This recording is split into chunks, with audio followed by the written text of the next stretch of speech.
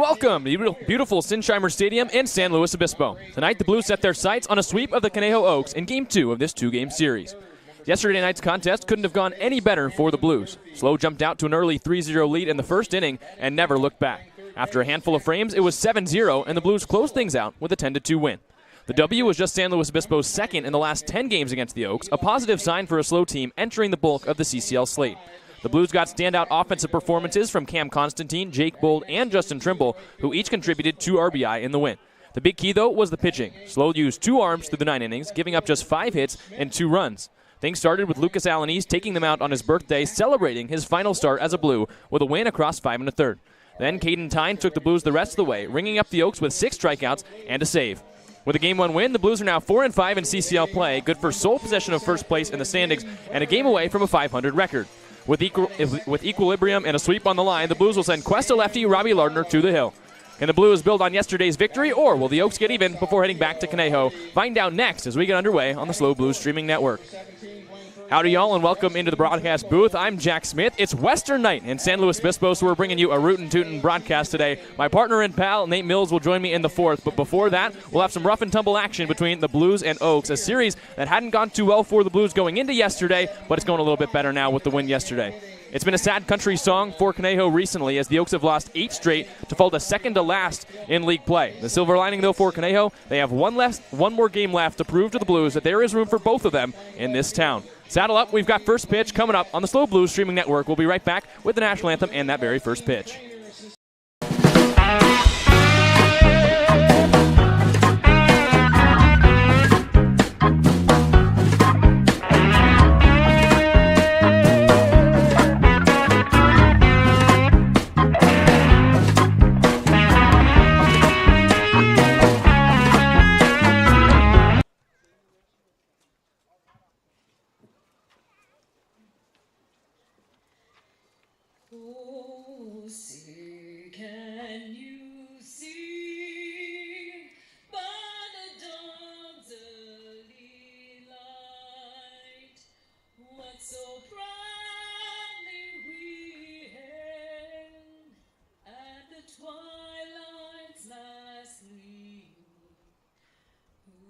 Stripes and bright stars through the perilous fight, o'er the ramparts we watched were so gallantly streamed, and the rockets rang aloud, the bombs bursting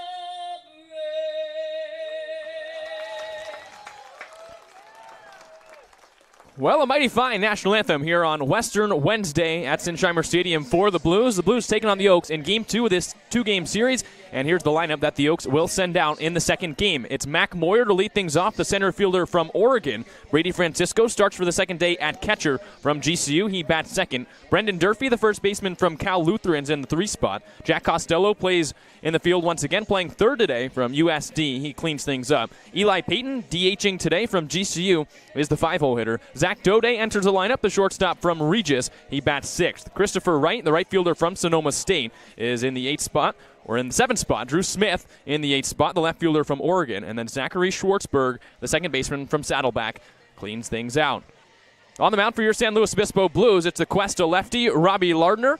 Lardner, 6 foot, 480-pounder from Cuesta College, 1.8 ERA and 10 innings pitched so far for the Blues. And he's a true sharpshooter, 8 strikeouts to just 2 walks on the summer so far for Lardner. The Blues searching for their first series win against the Oaks in the last 3 summers. They're just 2-8 in their last 10 against Conejo, but one of those, a win last night, and the Blues will look to try and build on that today, get a series win, and it would be a sweep. In 2 games here at Sinsheimer, the Blues could move to 500 by putting down the foe that has really been a thorn in their side across the last couple summers. As Matt Spear throws things down, and we're fixing to get ready here on the SLO Blues streaming network. Due up in the inning for the Conejo Oaks, it's Mac Moyer, Brady Francisco, Brendan Durfee, as we get underway here on the SLO Blues streaming network.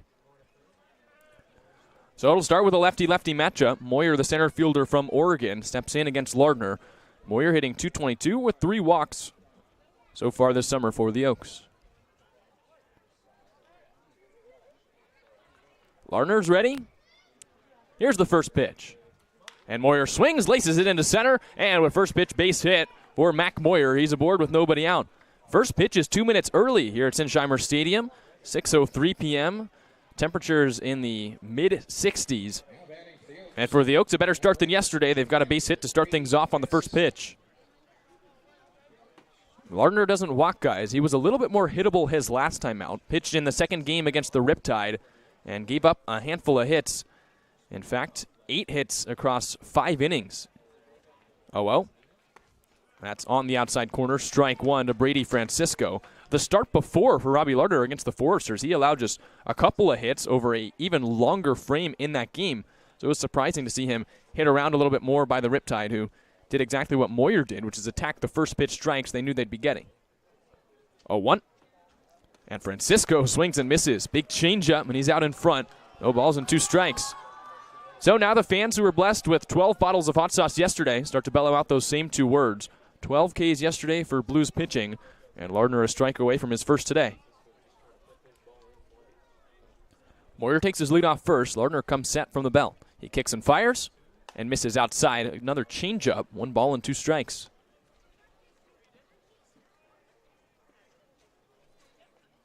Francisco comes into this game from GCU hitting .286 with 1 run batted in so far this summer. Long hold, here's the 1-2. See, struck him out. Strikeout number 1 for the sharpshooter Lardner. Just like that, there's 1 away. Here's the defense the San Luis Obispo Blues will be putting out there under manager Dean Traynor. It's Giovanni Blanchette in left, Burns in center, Hansen in right. That's your outfield. Right side of the infield, Trimble and DiCarlo. Left side is Hardy and Ricken. Spear catches today, and Zach Tollerman DHs. So here comes Jack Costello. He's on deck. Brendan Durfee bats now, the first baseman from Cal Lutheran. First pitch to Durfee is on the outside corner, strike 1. Durfee normally a catcher. We saw him in that series in Thousand Oaks start the first game behind the plate, and he was really something defensively. But the Oaks, as we were talking to their broadcasters yesterday, are really searching for someone that can competently play defense at first base. And so they go with the sure-handed Durfee at first. And he rolls this one over the head of the Blues first baseman, Justin Trimble, and into right field. Taking the turn towards third is Moyer. It's runners at first and third with 1 out. So the first baseman taps it just over the head of his counterpart. And just like that, 2 hits in the inning and 2 runners on for the Oaks. 2 singles. The batter will now be Jack Costello, a 107 average for the third baseman from USD. A triple, 3 runs batted in the summer, as the Oaks now a chance to get on the board first with a run standing 90 feet away, less than 2 outs. Lardner looking to roll a double play here, or a big strikeout spot. He delivers, and Costello rolls it on the ground into the hole. Moving to his left is the shortstop, Hardy. He whips to second, gets the out there, but a run comes in to score. So it's an RBI fielder's choice from Costello. Early 1-0 lead for the Oaks. The Blues are lucky to have even gotten 1 out there. That ball was way into the hole, and Hardy had to range very far to his right and make the play. And they also got the lead runner there as well. So nice play by the shortstop from San Jose State. And with 2 outs, here's Eli Payton. Oaks up by 1 here early in this one. Payton a .286 average, 2 homers, 7 runs batted in. Lardner comes home. Payton squares to bunt and lays it down. Lardner off the hill. He picks it up, throws across his body, and throws it off the glove of the first baseman, Trimble. Backing up was DiCarlo, the second baseman, but around to third is Costello. It's again first and third with 2 outs as Lardner commits the throwing error. Peyton wasn't the greatest bunt. It took Lardner far enough off the mound, though, that he had to spin and make an accurate throw and just couldn't place it in the right spot. So an error for Lardner, the third base runner here in the first inning for the Oaks. Batting now for the Oaks, number 25, the shortstop, Zach Dode. So here's Zach Dode, the shortstop from Regis. A 192 average, a home run, 6 runs batted in. For Dode, who was 4th in batting average in the entire CCL last year. It's been a slower start to the summer for him as he takes strike 1, fastball at the top of the zone, no balls and 1 strike. So 2 hits in the air so far here in the first, and the Oaks aren't done.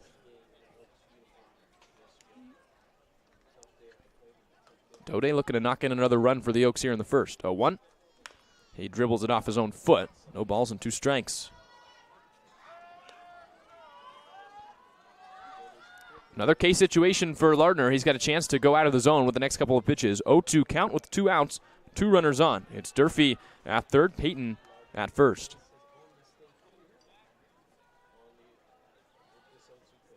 Oh, 2 on the way. Dode pops it foul. Still no balls and 2 strikes. Lardner came into this game with a 1.8 earned run average. Did allow 2 earned runs in his last start versus the Riptide, but that was across 5 innings. He's been a little bit more hittable ever since that start against the Foresters, trying to reel things in here in the first. Another 0-2, runner on the move. Dode pokes it into center. In comes Burns. He breaks, and now it falls in front of him. Burns lazily went after that one off the bat, and it ended up falling in front. It's an RBI base hit for Dode. It's 2-0 Oaks. Burns read that off the bat. I think he thought it was going to carry out to him, so he slowed up, and it ended up falling right at his feet. What should have been out number 3 in the inning is run number 2 for the Oaks as Dode comes up with the base hit. It was the Blues who got up early yesterday in the first, 3-0, and now today, Conejo with the early 2-0 advantage, and here's Christopher Wright, the right fielder from Sonoma State. So 3 hits now in the inning, 2 runs for the Oaks, and they still have first and third. Left-left matchup as Lardner delivers, and Wright takes the breaking ball on the outside corner, strike 1. Wright a 281 average, a home run, 9 runs batted in.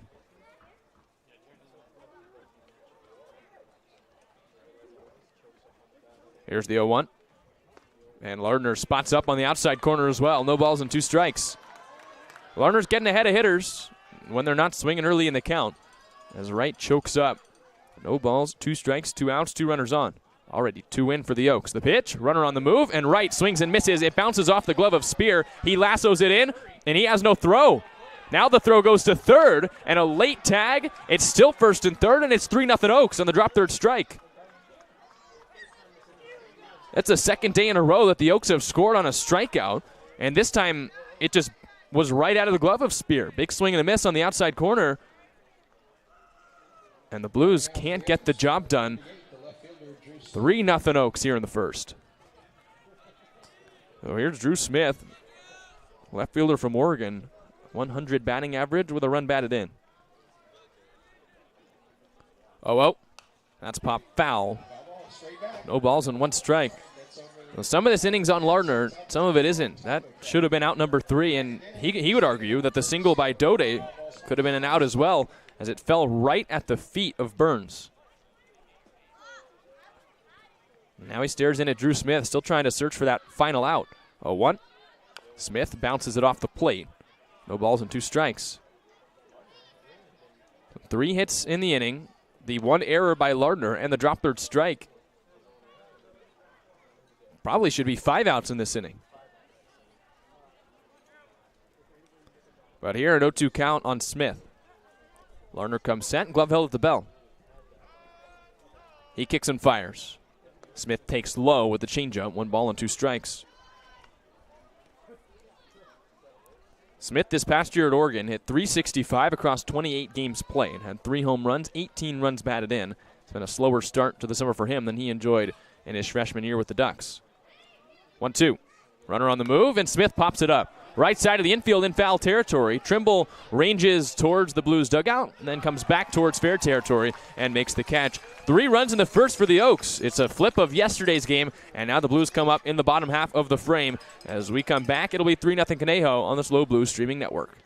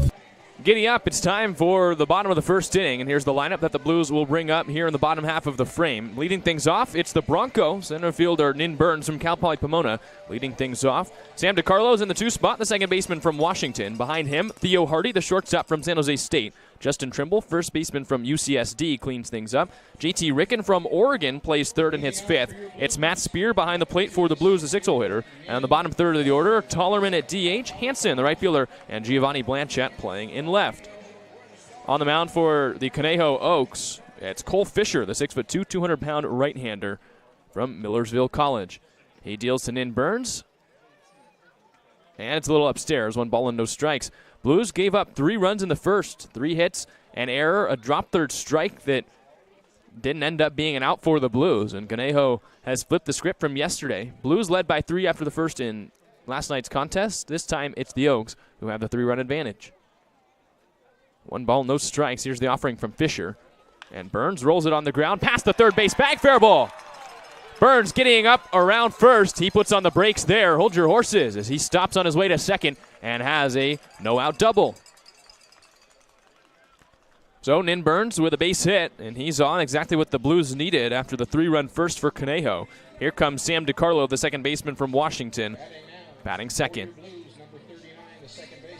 Cole Fisher so far this season has a 3.00 ERA in 9 innings pitched so far for the Oaks. 8 strikeouts to 3 walks for the righty. DiCarlo, a .231 average so far. Home run, 3 runs batted in. Burns leads off first, a threat to steal as DiCarlo lines it into center. In comes Mayer, and he makes the catch for the first down. So DiCarlo swung it well. 2 straight pitches. The Blues hit 2 balls hard, but DiCarlo's isn't out as Moyer was able to chase it down. And with 1 away, here's Theo Hardy. Hardy, switch hitter, batting left-handed against the righty from Millersville. Hardy hitting .333 so far this summer with 5 runs batted in. Mentioned that Burns is a threat to steal. He's got 9 stolen bases on the summer. So Cole Fisher has to pay attention to the man at first. Oh, well. And Hardy swings to the first pitch, pops it foul. No balls and 1 strike. All right, guys, don't climb the fence. That out there is The Oaks have already scored more runs today than they did all of last night. It was a 10-2 victory for the Blues in Game 1 of this 2-game series. And the Oaks came back with a vengeance, trying to bust this 8-game losing streak they're on. As the pick goes to first, Burns is back in. It's been a rough couple of weeks for Conejo. There's no doubting that, but they look like a completely different team through 1 inning here. Fisher comes set. Burns with a big lead. Another pick. And Burns doesn't slide, but he's barely back safe. I'm sure that when he gets back to the dugout, there'll be more of a conversation about that. Burns a man that's confident in his lead, confidence in his speed. But that was close.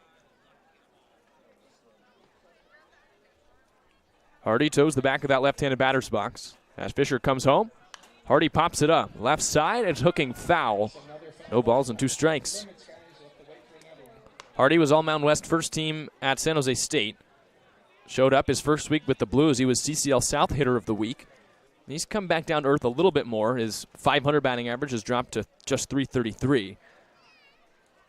But he's still swinging a good bat, trying to get back on track.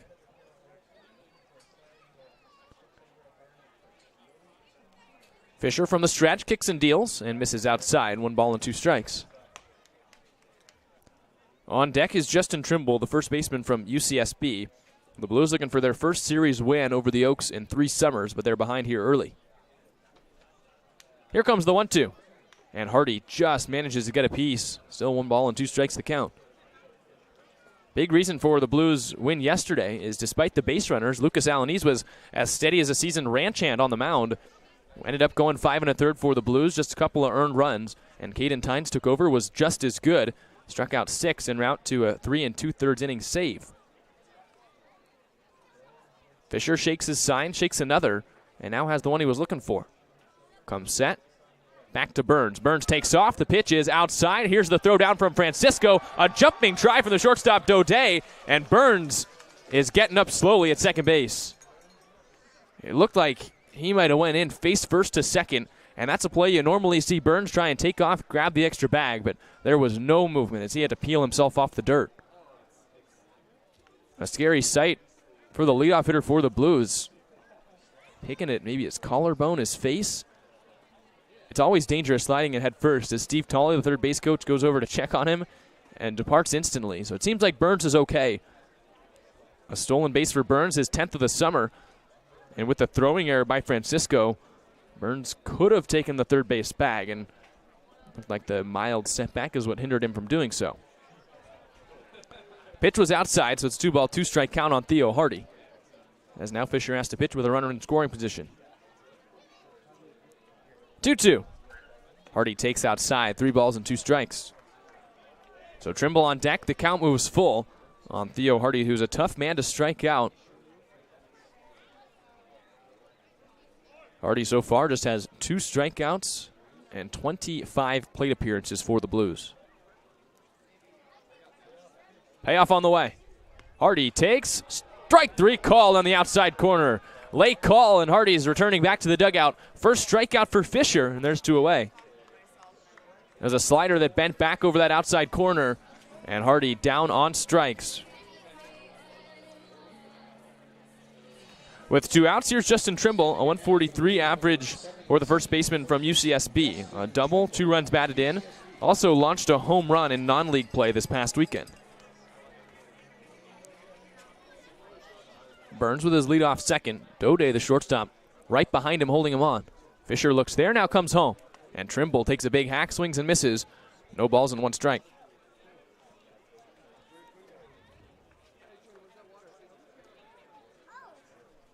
So with that called strike 3, Fisher now a chance to get out of this first frame with just 1 more out and keep the Blues off the board.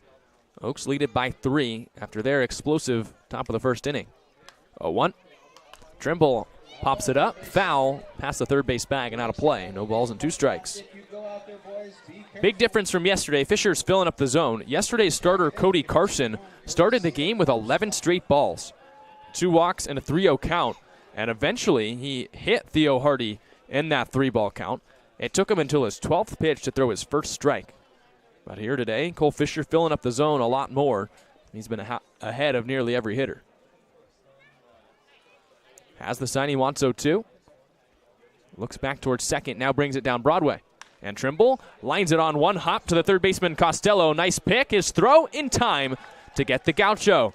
So the Blues strand the leadoff base hit from Nin Burns. As we're through 1, it's 3-0 on the SLO Blues streaming network.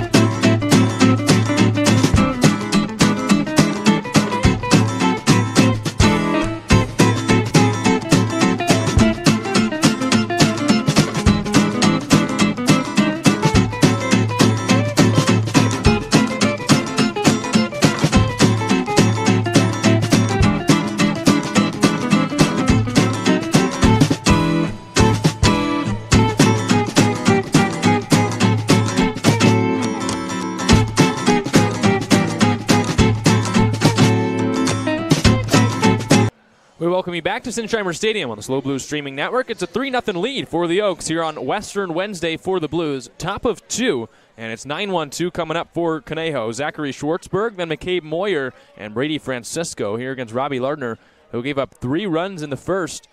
You can say he maybe got 6 outs in the inning.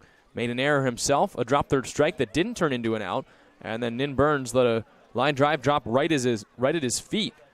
And 3 hits turned into 3 runs along with the error for the Blues. Here the batter is Zachary Schwartzberg, the second baseman from Saddleback, with a 0-1 count, a 306 average, 3 runs batted in. As Lardner deals, this is rolled on the ground towards short. In comes Hardy, he slips a bit, gets up, and throws him out. So Hardy, even with the loose footings, able to complete the putout, and just like that, 1 away. Back to the top of the order we go for the Oaks. It's Mac Moyer, the center fielder from Oregon, started the game with a single on the first pitch from Lardner. Came all the way around to score. One of 3 runs that scored in the inning.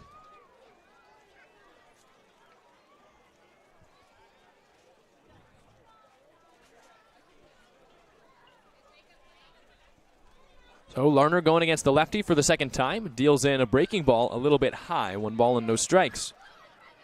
Moyer from Oregon, one of a couple Ducks on this Oaks team. Redshirted in his first year out in Eugene. 1-0.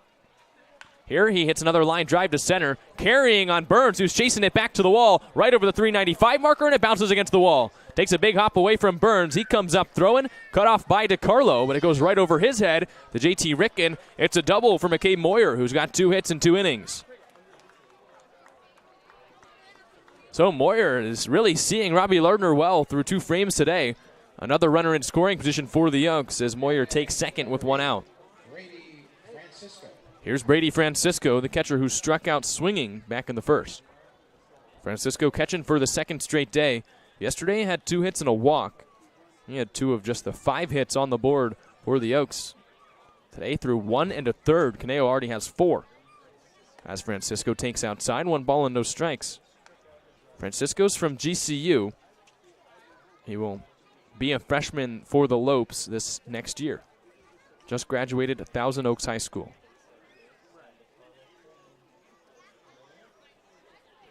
One out. Popped up down the right field line. Foul out of play right over the Blues bullpen. 1 ball and 1 strike.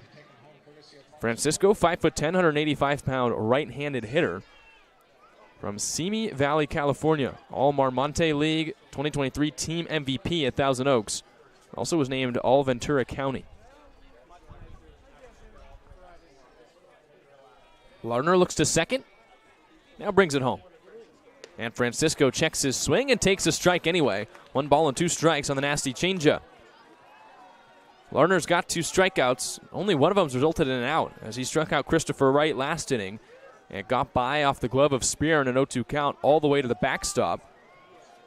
And a run came in to score. 1-2 on the way. Francisco taps it foul. Just barely got a piece. Still 1 ball and 2 strikes. Another nice crowd here at Sinsheimer Stadium. Fans showing up, decked out in flannels and jeans and belt buckles, cowboy hats, bandanas, celebrating Western Wednesday for half-price tickets.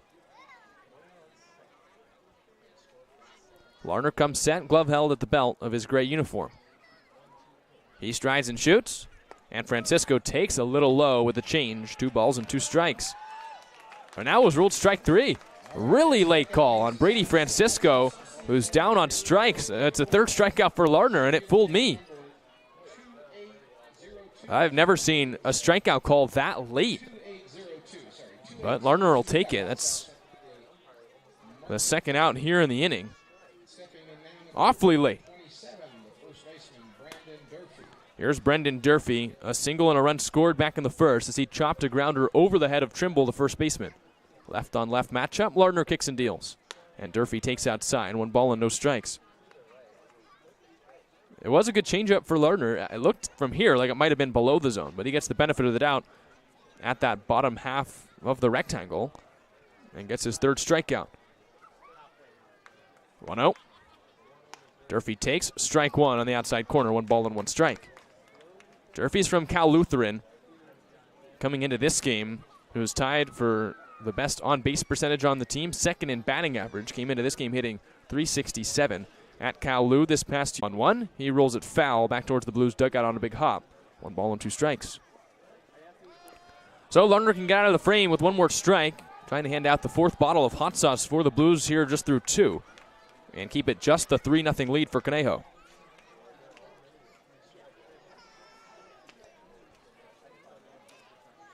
With a 1-2 count, Lardner looks in for his sign. Now comes set.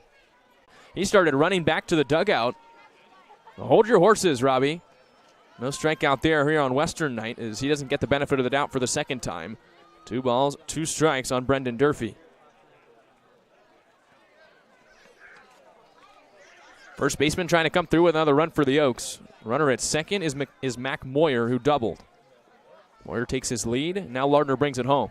And Durfee pops it up into deep center. Nin Burns is still racing back, but now he's slowing up a little bit more on his horse, and he makes the catch right at the track. It's the final out here in the second inning, and it's still just a 3-0 lead for Conejo. Blues are coming back up for the second time. 3-0 Oaks on the SLO Blues streaming network.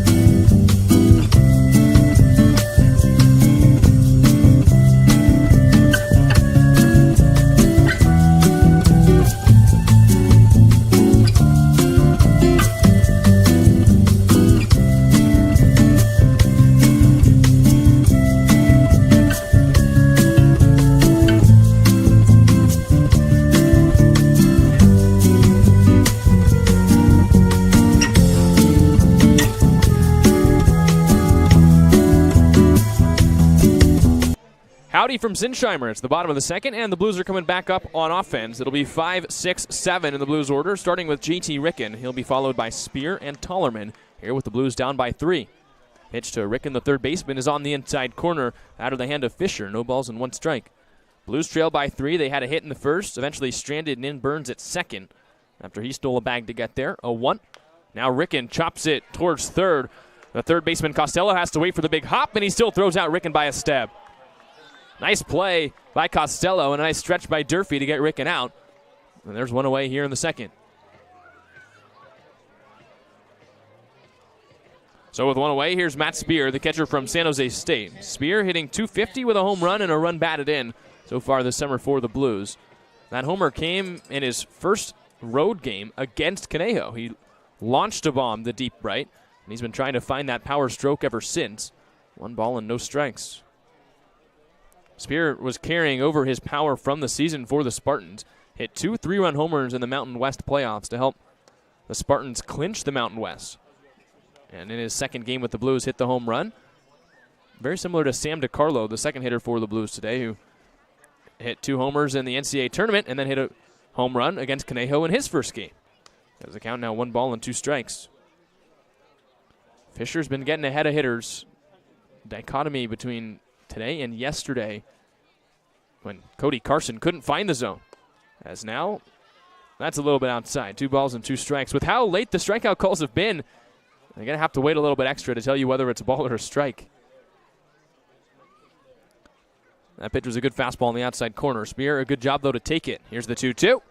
He takes again, and this one's further out. 3 balls and 2 strikes. So Spear trying to reach base and get on for Zach Tollerman, who's on deck. 3 balls, 2 strikes.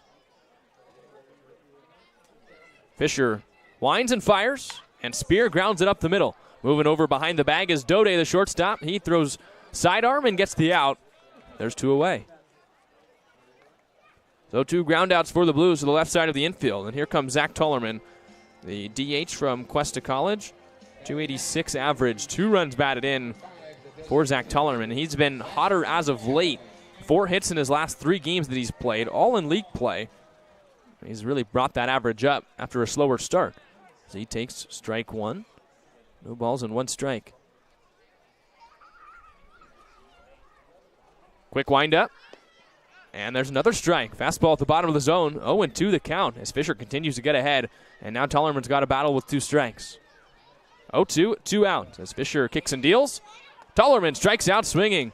A 3-pitch unwinding of Zach Tullerman ends the second. And as we're through 2, it's 3-0 on the SLO Blues streaming network.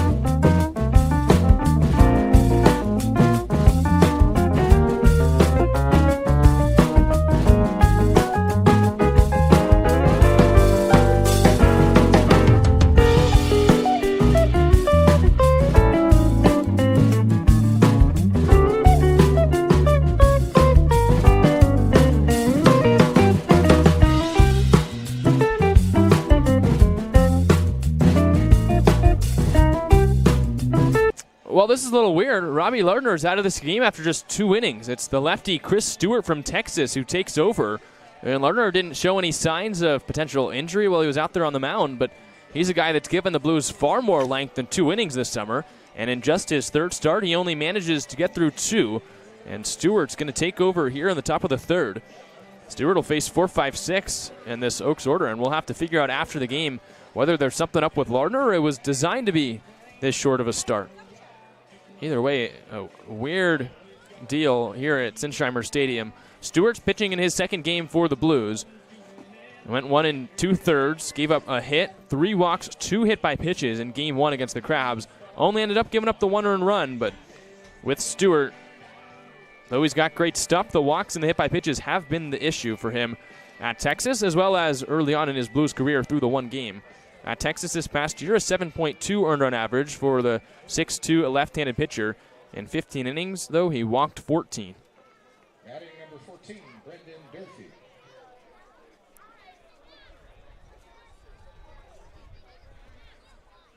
So here's Jack Costello to lead things off against Stewart, and it's roped on 1 hop. Hardy has to back up and get it on the outfield grass, and his long throw is in time to get Costello. 1 pitch, 1 out for Stewart.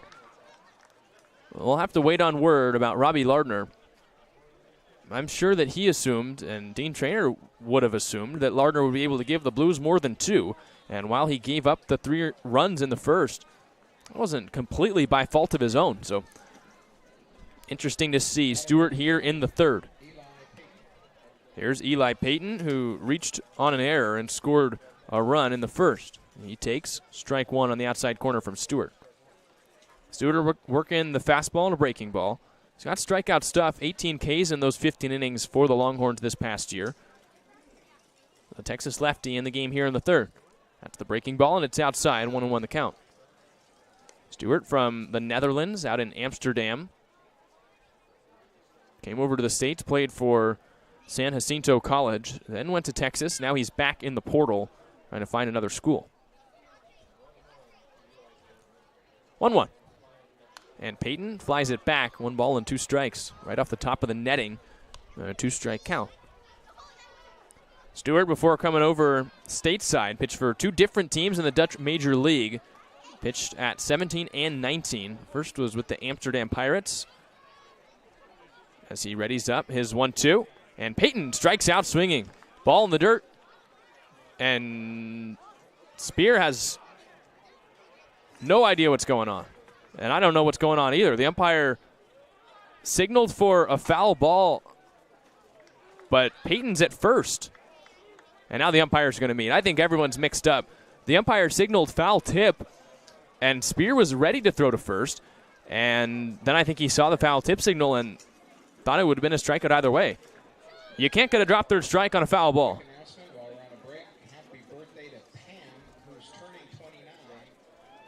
And now it looks like the call is no foul ball, and the runner gets to stay at first. This is a bad situation for the Blues.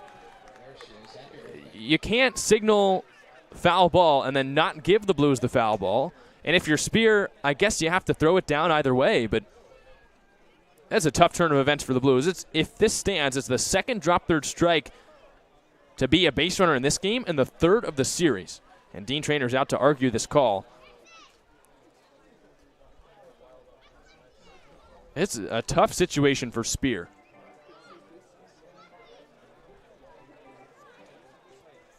Dean Trainer is going to depart.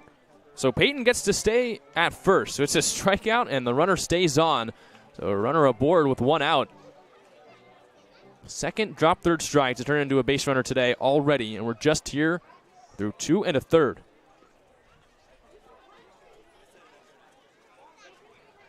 Oh, well. Zach Dode takes outside. 1 ball and no strikes. So Stewart has struck out the first 2 hitters he's faced. One of them sent back to the dugout. The other's at first. Something so weird that it just doesn't make sense to see it 3 times in 1 weekend. Technically early week, but 1 series as Dode rolls it back to his own dugout. 1 ball and 1 strike. It was weird enough when it happened yesterday and led to a run. It was even weirder when it happened for the first time today and led to another run. And I'm here to tell you, it just gets even weirder the more times it happens. 1 ball, 1 strike. Stewart taking over here in the third. Dode singled, was stranded at third back in the first. 1-1. Here he takes on the outside corner, 1-2 the count. So props to Stewart for continuing to fill up the zone despite the weird play. He's got a chance to strike out his 3rd hitter in a row, 1-2.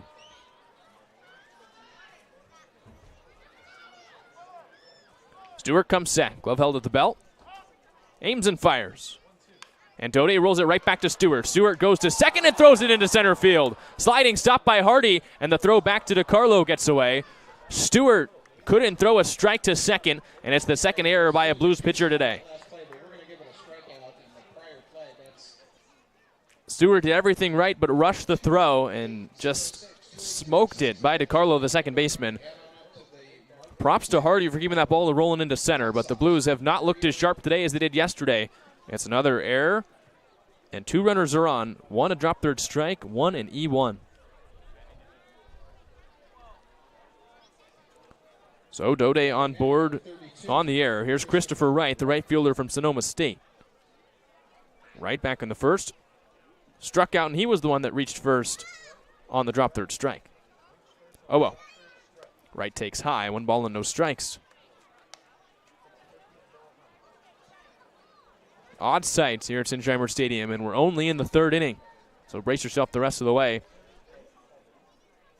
1 ball, no strikes, 2 runners on for the Oaks. Stewart delivers and throws it way over the head, all the way to the backstop, just over the helmet of Wright. Both runners move up. That pitch was wilder than a bucking bronco, and it's 2 balls and no strikes. That's some of the control issues that we've talked about with Stewart. When he's able to reel it in, he's a dangerous arm. He'll strike out a handful of guys, but when things get away from him and his control starts to waver, situations like these where the Blues have to bring the infield in the third. 2 balls, no strikes on Christopher Wright. Stewart steps off.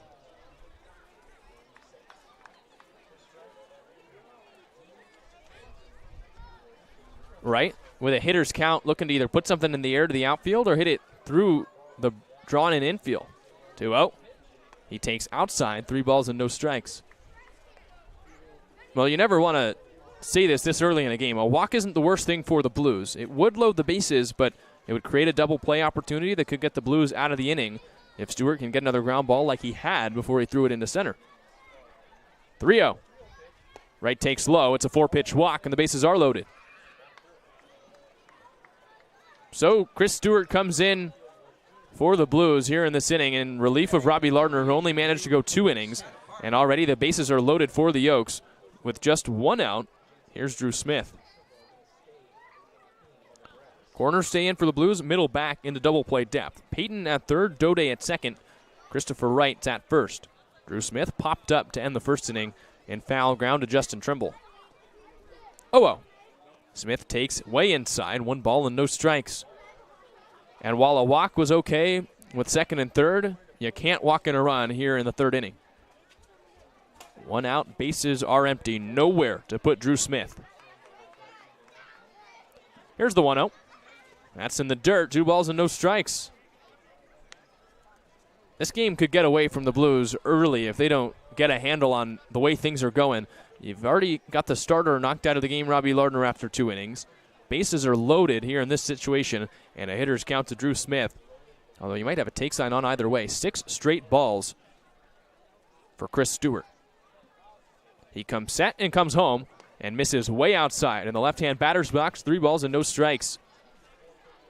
A walk would bring in a run, make it 4-0, and you've got Zachary Schwartzberg on deck. The crowd trying to will a little control into Chris Stewart. He's missed with 7 straight, and he's got a spot up here in a 3-ball, no-strike count. Here's the offering. It is right down the middle. Perfect pitch for Chris Stewart, who gets back in the strike zone. 3-1 now the count on Drew Smith. The left fielder from Oregon now hitting sub-100 this summer. Does have 1 run batted in. 3 potentially standing out on the base paths right now. 3-1. And it's chopped on the ground towards short. Hardy into the hole, goes the backhand, throws the second for 1 to first, not in time. So a nice defensive play by Hardy again. A run comes in to score. RBI to Smith, his second of the summer, and it's 4-0 Oaks on the second out of the inning. Well, the Blues had the middle infield double play depth, but you can't protect against one of those. Smith found the hole, and Hardy had to range so far that by the time he was able to get the throw off to second, there was no chance for DiCarlo to turn it to first. But a second out as Stewart gets back from the 3-ball count. Here's Zachary Schwartzberg. And Schwartzberg takes a changeup in there, strike 1. So Peyton scores, Dode to third, and Drew Smith is at first base. Runners at the corners now, 2 outs. It would be a victory for the Blues if they can get out of this inning with only the 1 run allowed. 0-1, runner on the move. Fastball is chopped towards short. Hardy has to go behind the bag, straightens up, and throws him out. Nice defense for Hardy in the third, but another run across for the Oaks as Lardner's out of the game. Stewart gives up a run, and as we head to the bottom of the third, it's 4-0 Oaks on the Slow Blues streaming network.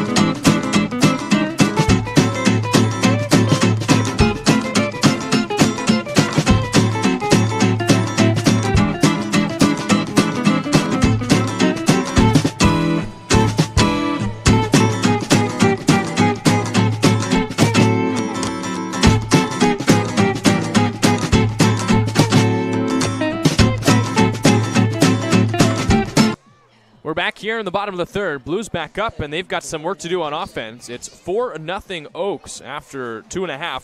Here's Jason Hansen. He'll be followed by Giovanni Blanchette, then back to the top of the order in Nin Burns. As Cole Fisher deals in strike one on the fastball. No balls and 1 strike. Hansen hitting 167 in league play, has knocked in 2 runs. Leading things off here in the bottom of the third. 0-1, the breaking ball's outside, 1 ball and 1 strike. So Robbie Lardner out of the game quick. We'll have to ask Nate Mills when he joins us in the fourth if he noticed anything in the dugout that was wrong with Lardner. Here's the 1-1. Hansen takes a little bit outside, 2 balls and 1 strike. We'd seen Robbie go 5 innings in each of his 2 starts for the Blues. Today just managed 2 innings, 4 hits, and the 3 runs, but he didn't feel like that was grounds to pull him that early. So there must be an issue with Robbie Lardner, and we'll have to figure out what that is. A run came in on Stewart, who threw the top of the third, and the Blues trying to answer on offense. 2-2 is outside, 3 balls and 2 strikes. Hansen, Blanchette, Burns due up for the Blues.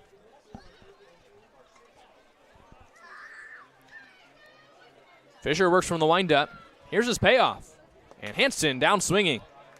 Moving out is the catcher Francisco. He straightens up and throws out Hansen. The 3rd strikeout for Fisher. 1 out here in the 3rd. So Giovanni Blanchette steps up now. The left fielder, formerly from St. Mary's, recently entered the transfer portal. Blanchette hitting .385 so far through the league season. Has 3 runs batted in. And after a couple of days off, after a rough game 1 against Humboldt, he's back in the lineup for the Blues. And Dean Traynor hitting him in the 9th spot. Struck out a myriad of times against Humboldt. And here he takes the first pitch high.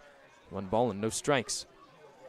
But ever since coming back from injury, Blanchette has seen the ball very well throughout league play. He's got at least 1 hit in each game he started in since his league play resumed, and he's got 1 here. Line drive into center, falls for Blanchette. That's the Blues' 2nd hit, and up comes Nin Burns, who had the first. Something about Giovanni Blanchette has just been right since coming back from his shoulder injury. He's got a base hit, and he's aboard with 1 out here in the 3rd.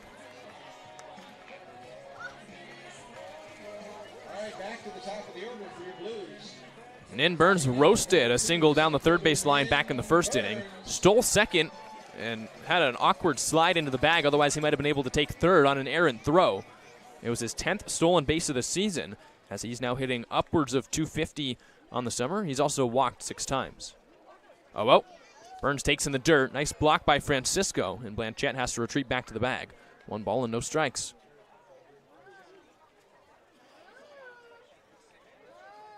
Four hits so far for the Oaks. The Blues have committed 2 errors. That hit by Blanchette, just the 2nd of the day so far for San Luis Obispo. 1-0. Burns pops it up. Straight foul over the netting off the porta potties. No ball. 1 ball and 1 strike. Cole Fisher's filling up the zone more than Cody Carson did yesterday, and he's been rewarded with 2 scoreless frames so far. He's got 1 out here in the 3rd. Blanchette takes his lead off first as Fisher stares into Francisco for his sign. Now he comes set and glove held under his chin. Kicks and deals and misses out. 2 balls and 1 strike. Nin Burns all CCAA honorable mention this past year. .317 average for Cal Poly Pomona. Hit 5 home runs, 28 runs batted in. 2nd on the Broncos in average slug and OPS. 2-1 on the way. Burns pops it up, foul, straight back, almost in the same spot. 2 balls and 2 strikes. Burns has been going steady ever since league play started. Missed 4 games on the road trip as he didn't travel with the team, but he's been back in the lineup in every single league game since. 2-2. That's outside. 3 balls and 2 strikes. So Fisher doesn't want to come in to Nin Burns here. He's been nibbling a little bit on that outside corner. Makes sense. Burns turned on one of the first pitches he saw back in the 1st and picked up his hit down the line. Blanchette's got some speed. We'll see if he's sent from first. 3 balls, 2 strikes, 1 out.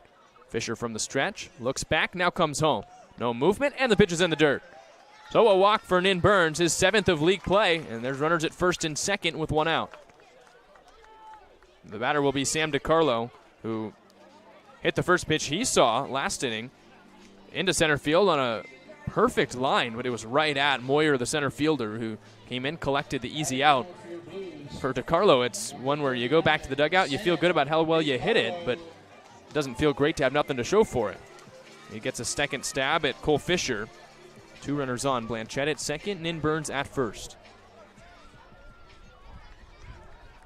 Fisher standing tall, first base side of the rubber.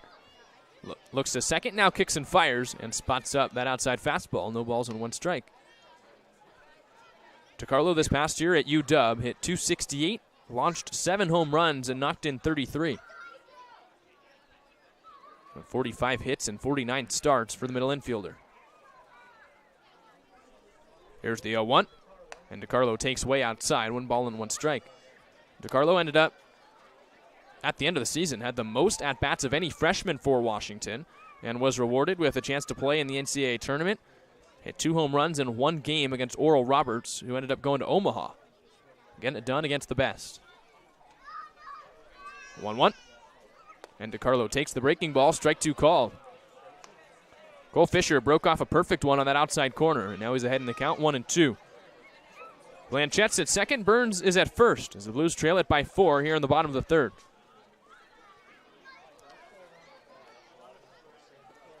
Fisher looks to second. Long hold, he comes home. It's the breaking ball off the inside corner this time. 2 balls and 2 strikes. DiCarlo did have a propensity to strike out at Washington. 44 Ks to his 45 hits. And did walk 30 times in those 49 games. Fisher shakes, doesn't want that one 2-2. Now finds the one he does. Looks to second, now comes home. And DiCarlo strikes out swinging. Nice pitch from Fisher. It's his 4th K. There's 2 outs here in the 3rd. So DiCarlo down on strikes, and now it comes down to Theo Hardy. Hardy worked a 3-2 count. His first at-bat was rung up on a breaking ball in the outside corner. It was a really late strike 3 call, as Hardy was nearly halfway down the line to first before he was rung out. Now a second chance for the reigning CCL South hitter of the week. 2 runners on, 2 outs, Blues trail by 4. First pitch to Hardy, and Hardy takes strike 1 on the outside corner. No balls and 1 strike on the fastball.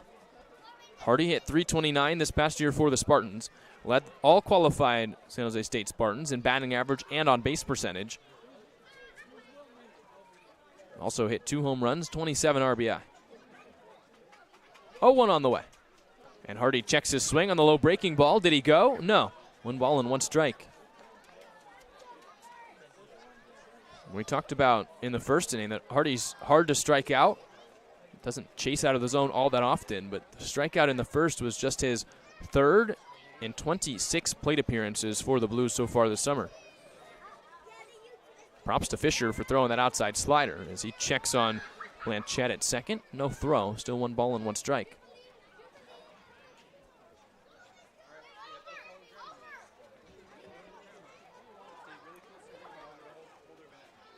Fisher has his sign, looks back, but now brings it home. And Hardy takes strike 2 called.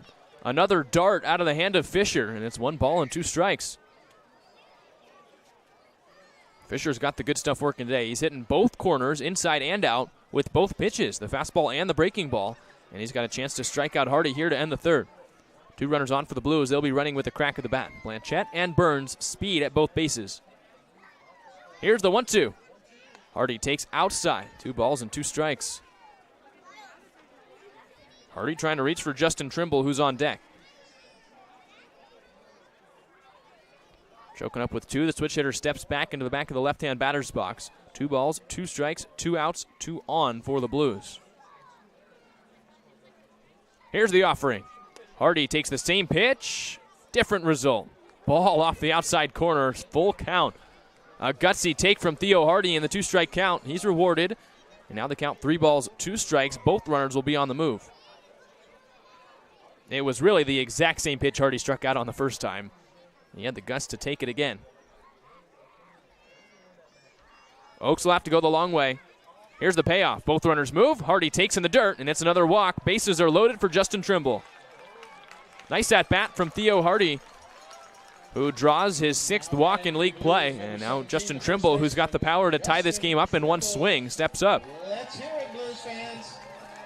2nd walk of the inning after Blanchette picked up a single. Burns and Hardy have now walked. Runners at every base for the Blues, who trail it by 4.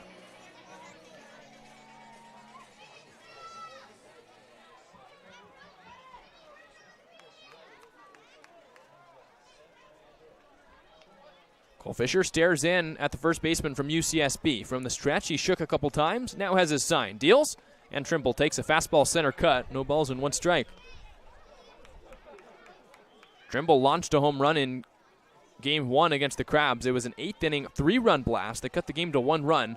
The Blues would end up going on to lose that game and the series, but it was a nice silver lining for Trimble. And finally came into the power that he's had at the collegiate level for the Blues. 0-1, and that pitch is on the outside corner. No balls and 2 strikes. Now Trimble's got to battle up. Trimble's played in 29 games across 2 seasons so far for the Gauchos. 6 hits in 32 at-bats. 3 of those hits, home runs.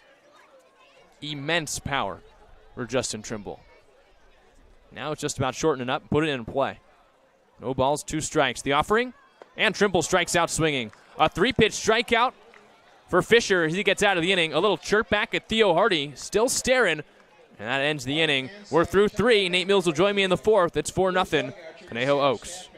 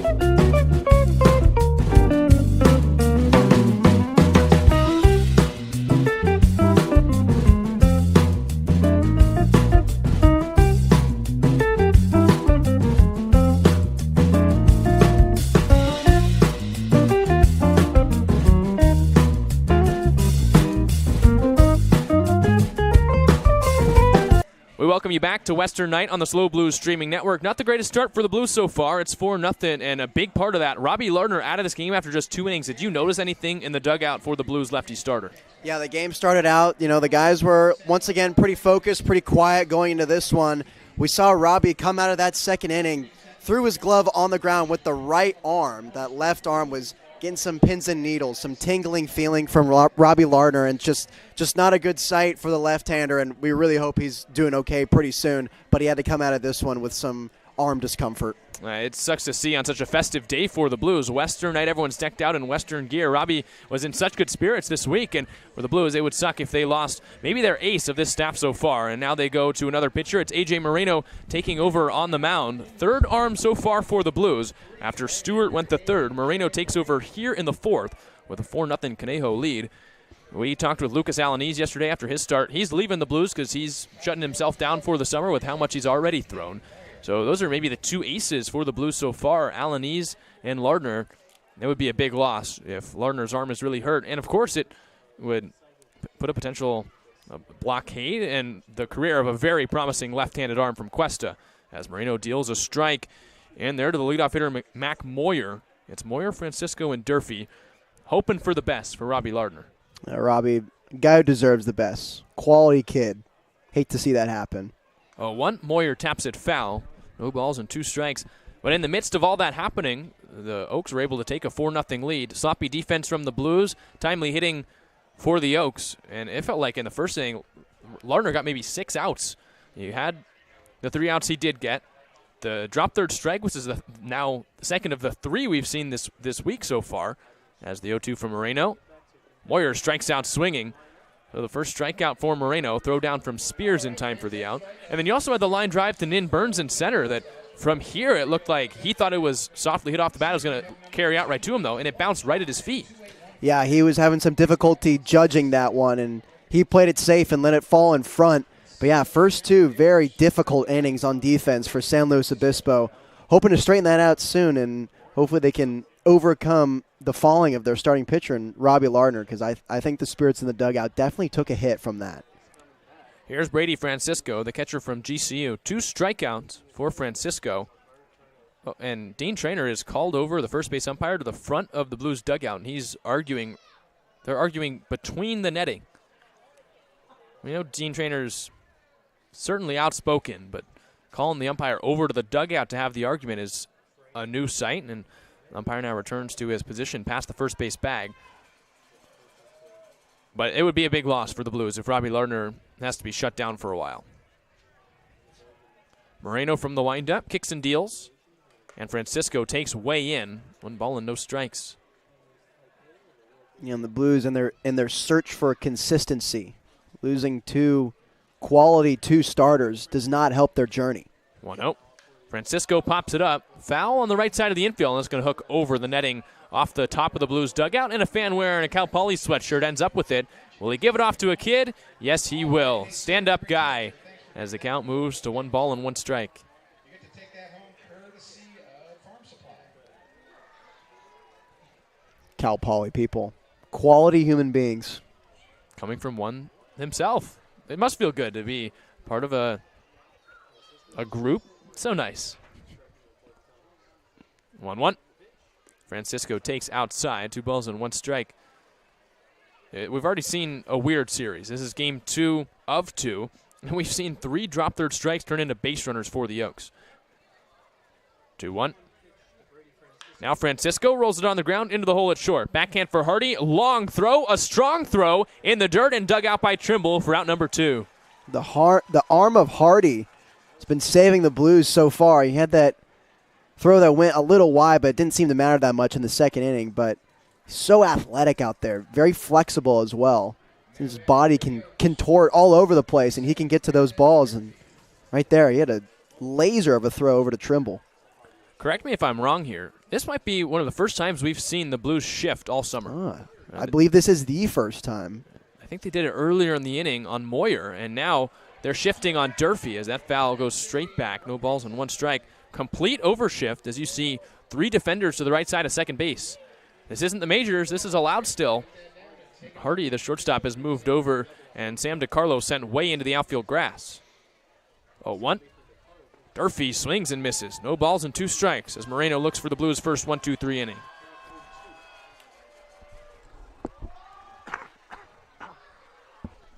Moreno perched up on top of the mound, waiting for a chance to throw this 0-2 pitch.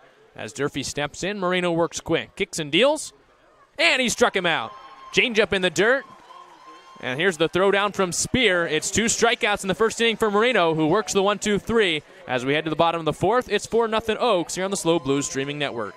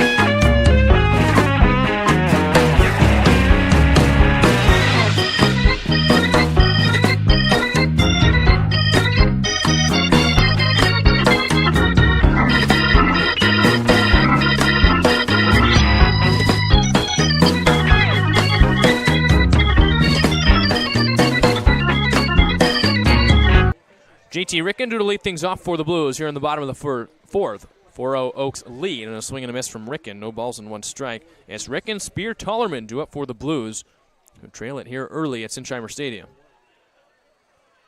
Cole Fisher working amidst the shadows. Kicks and deals. And Ricken bounces it right over the head of the pitcher. In comes the second baseman, Schwartzberg. In front of the bag, he throws across his body in time for the out. Nice play for the Oaks on defense, and there's one away here in the fourth. Yeah, good play by Schwartzberg coming in on that one.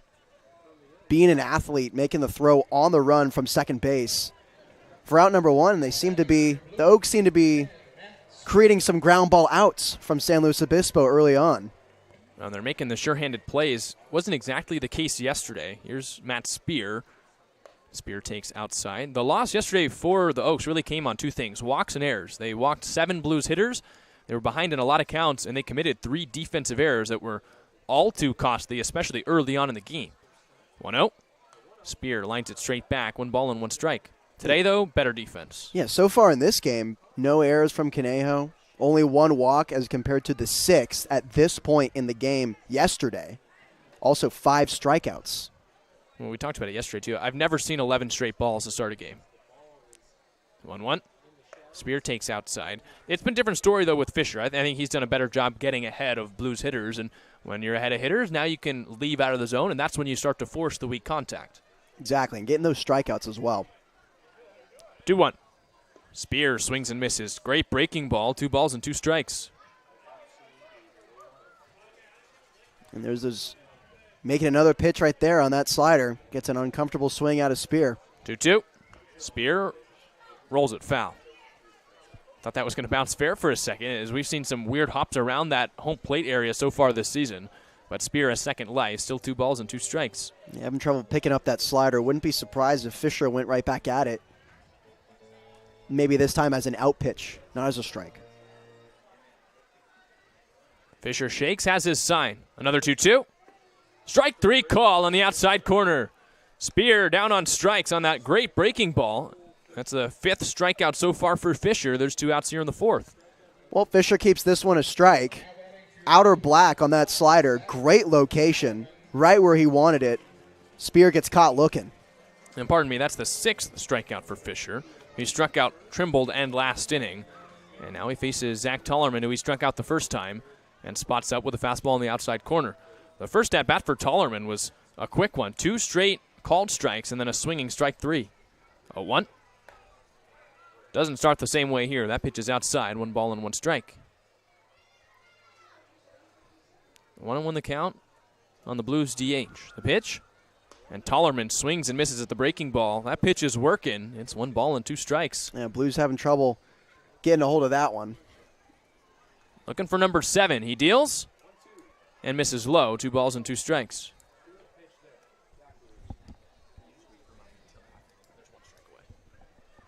One and 2 the count. 2 outs. Tollerman the last chance for the Blues here in the 4th if he can't reach. The pitch.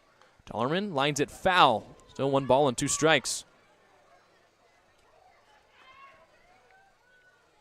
And with the long bat path of Zach Tollerman, wouldn't be surprised if he went back with the slider here. See if he does from the windup. Fisher nods and delivers. He does, and Tollerman hits it on 1 hop to the shortstop Dode. Over to his right, he steadies up and makes the throw for the final out. The Blues go 1-2-3 for the 3rd time. As we head to the top of the 5th, it's 4-0 Oaks.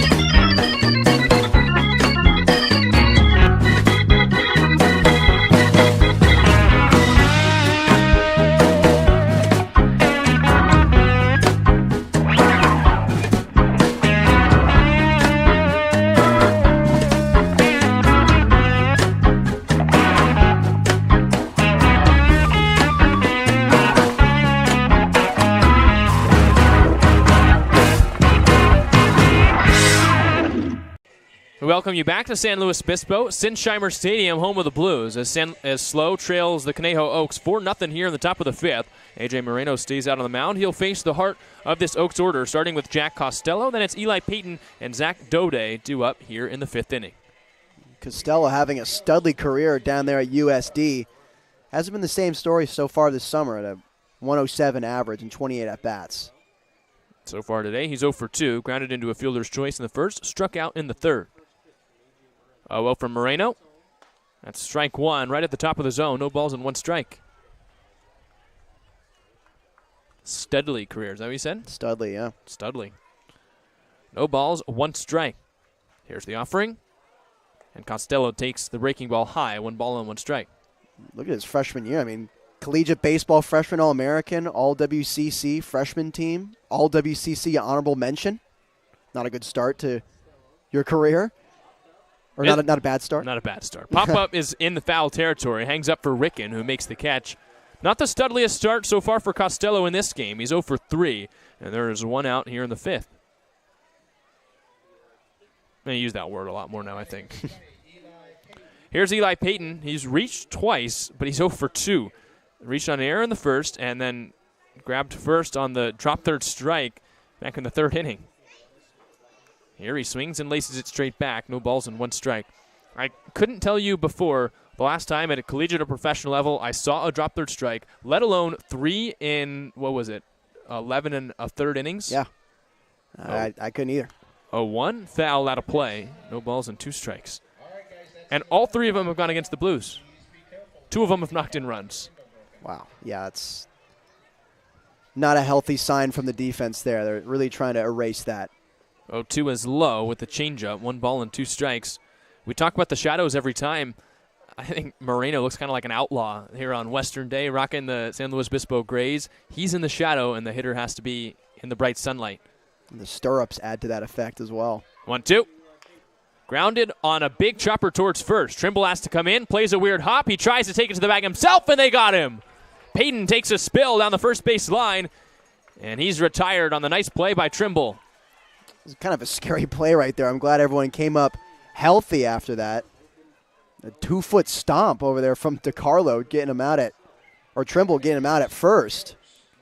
Well, I didn't think that Trimble was going to be able to get there himself, and once he decided to not toss it to Moreno, I kind of thought it was going to be a single for Payton. So nice play by Trimble, who extended that big foot to touch the bag before Payton did, and no one was hurt.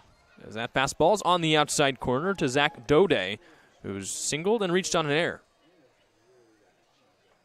He was the recipient of the base hit that fell right at the feet of Nin Burns in the first, knocked in a run. He takes the breaking ball outside here, 1 ball and 1 strike. Dode from Regis University, playing shortstop today. Came into this game hitting 192. Swing and a miss. It's a far cry from his season last year, where he was 4th in the entire California Collegiate League in batting average. Here in his second year with the Oaks, behind the count 1-2, 2 outs here in the fifth. Moreno working from the windup, looking for another 1-2-3. He shakes twice, a third time, and now time is called. Can't wait that long to figure out what pitch, or else the batter's going to call time.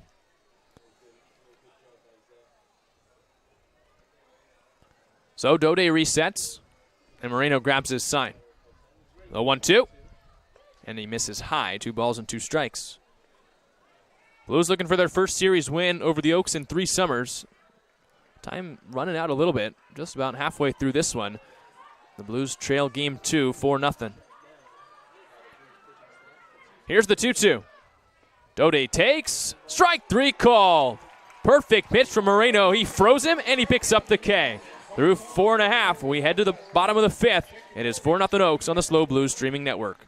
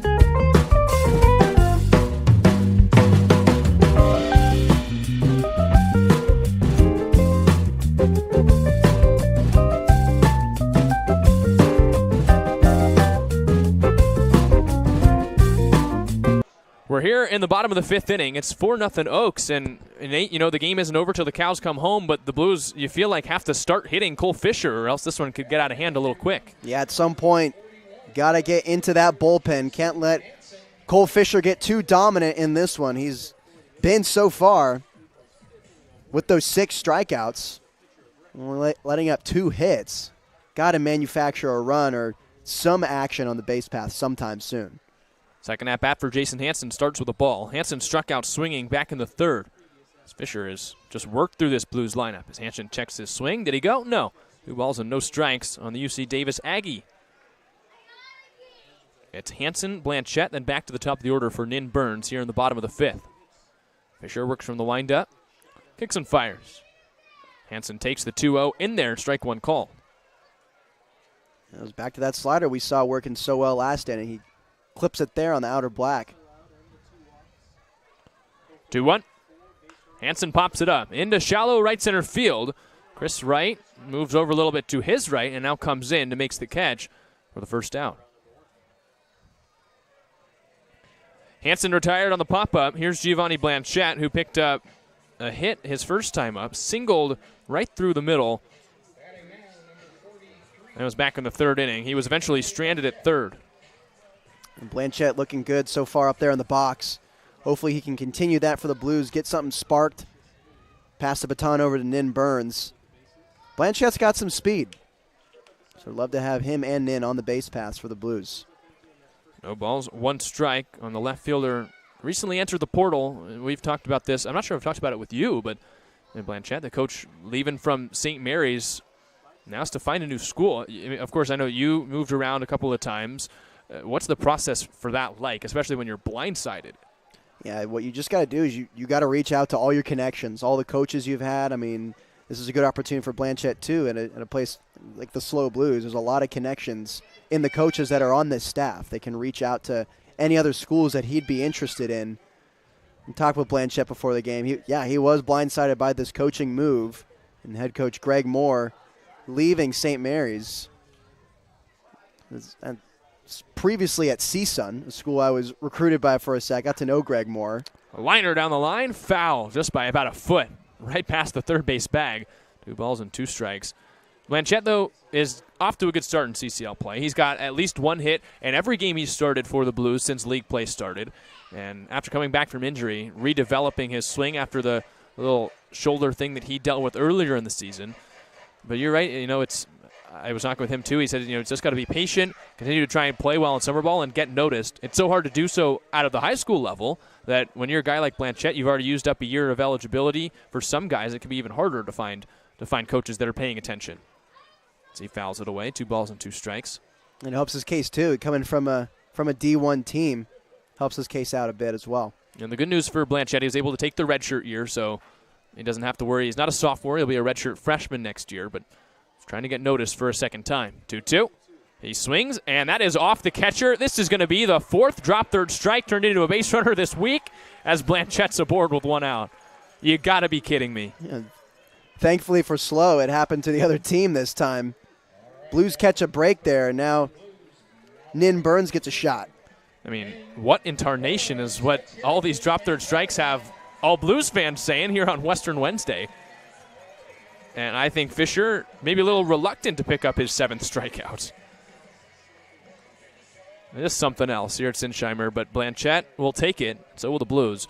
Runner at first for Nin Burns, who's reached twice, a single and a walk for the leadoff man from Cal Poly Pomona. 0-0.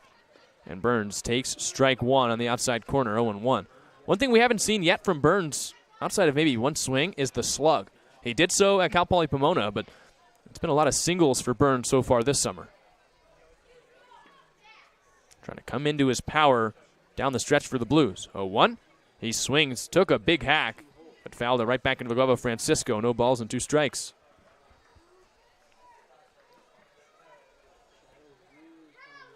Blanchette gets his leadoff first. Medium-sized as Fisher works from the stretch. He deals, and Burns pops it up into center. Carrying a little bit towards Moyer, but an easy play for the center fielder. There's 2 away.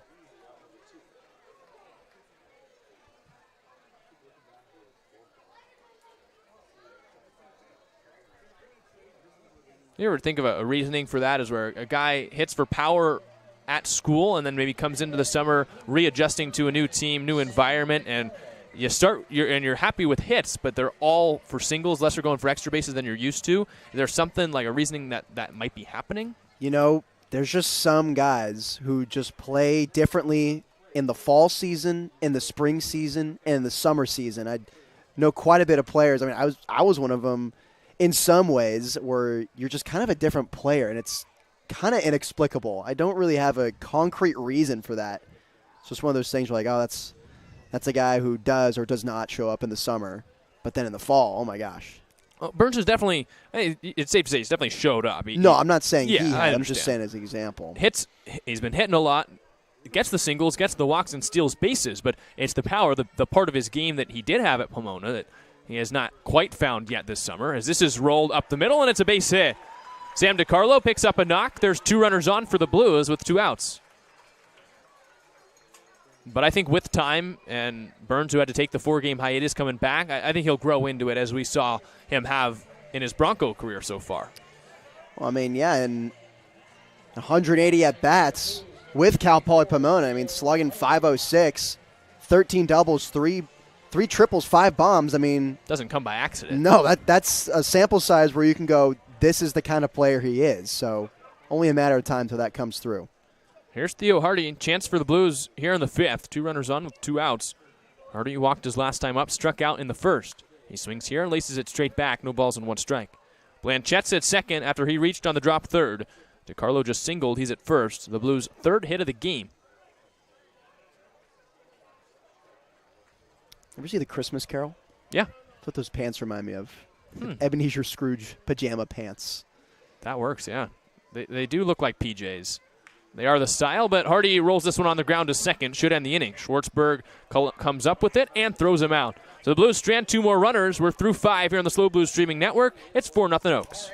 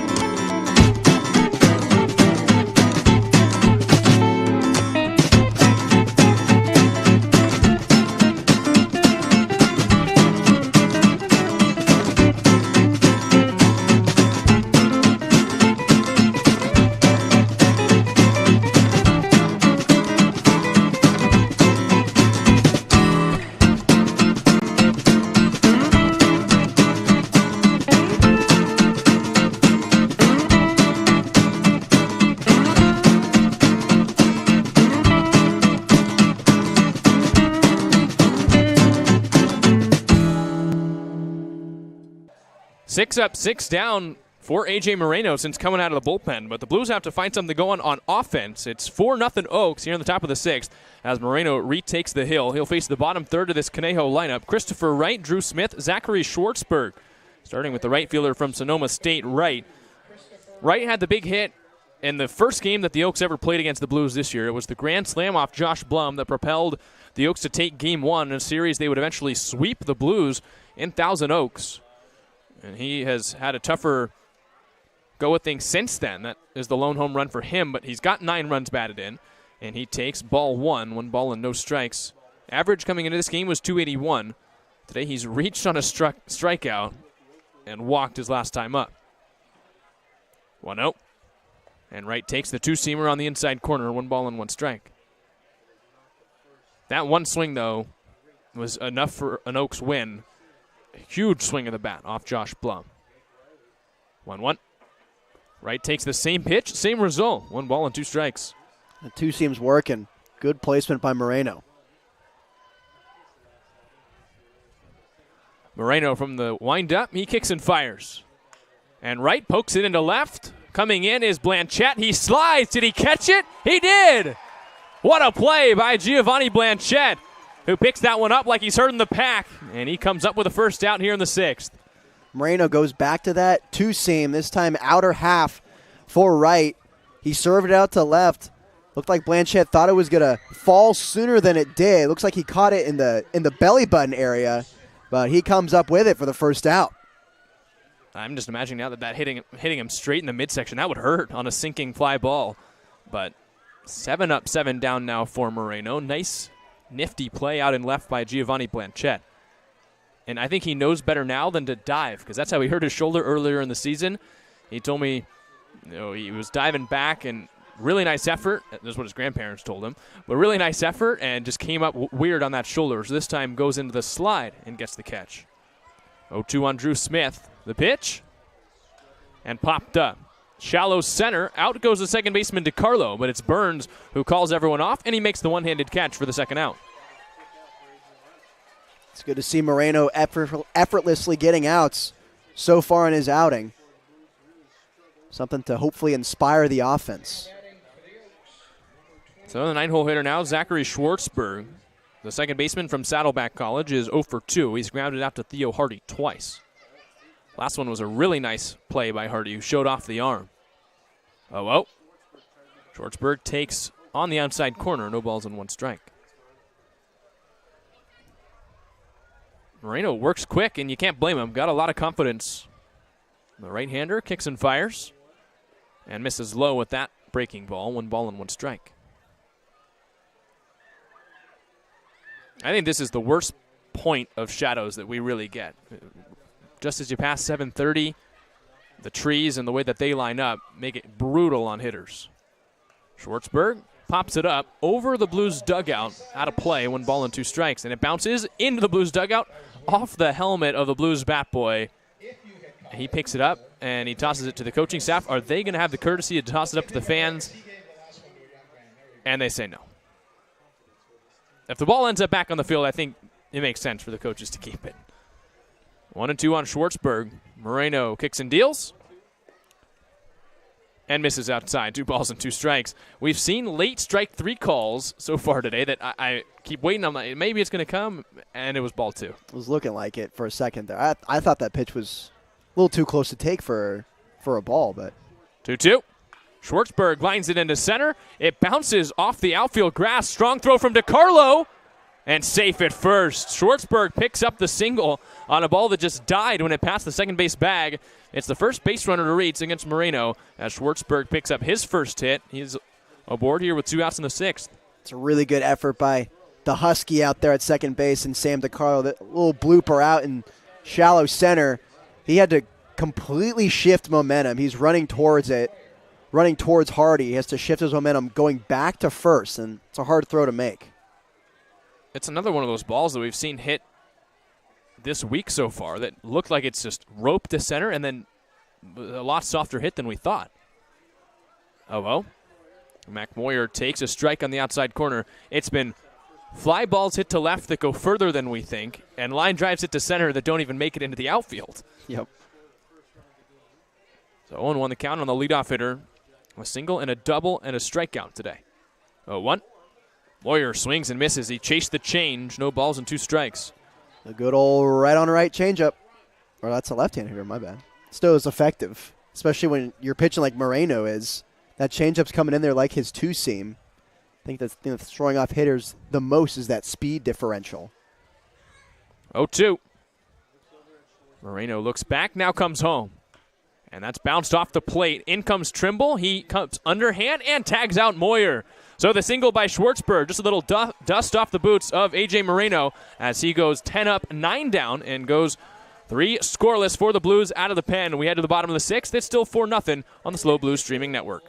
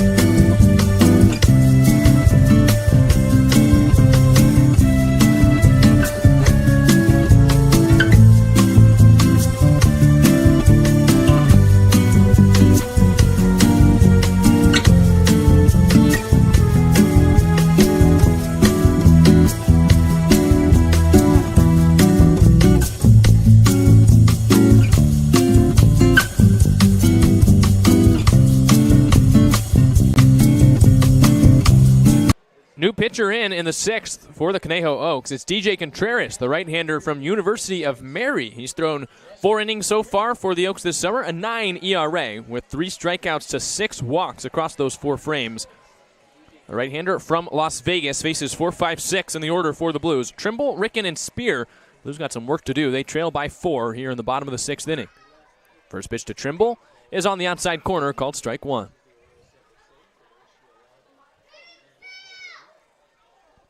Contreras from D2 University of Mary didn't play this past year. He'll be a junior next season. 0-1.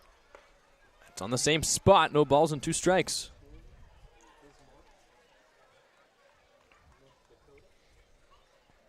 So Trimble, a little reset now. He steps back in. 0-2 on the way. And Trimble ropes it on the ground towards first. Takes the big hop on Durfee, but he corrals it. Underhand flip to first in time for the out. Yeah, just a ground ball right at Durfee. We're hoping it was going to take an awkward hop and kick away, and it kind of did, but Durfee did a good job smothering it, just going over the first. Well, that's what you get from a catcher. Durfee, a primary catcher for the Oaks. It was just like him having to drop to his knees and keep the ball in front off his chest protector, but he just keeps it in his glove and gets the out. 0-0. Ricken takes strike 1. JT so far today has grounded out to third and grounded out to second. He's 0 for 2. 0-1 offering.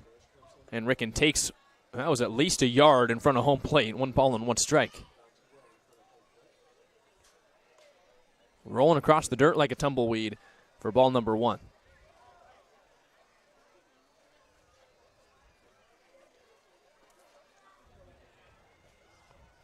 One. Ricken takes a little bit low, 2 balls and 1 strike. Nice take by the Oregon third baseman who puts himself ahead in the count.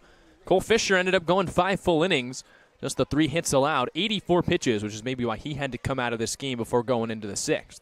2-1. Now Ricken takes in the dirt once again, 3 balls and 1 strike.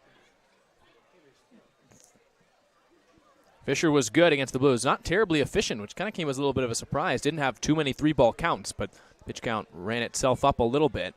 And that's why you've got Contreras here in the 6th. And now at a 3-1 count, really got to saddle up and get a pitch you like. 3-1, Ricken does, and he grounds it into left field, base hit. A knock for JT Ricken, and he's aboard with 1 out here in the 6th inning. And saddle up he did. A nice piece of hitting by Ricken. This one's hit sharply into the 5.5 hole, into left for a base hit.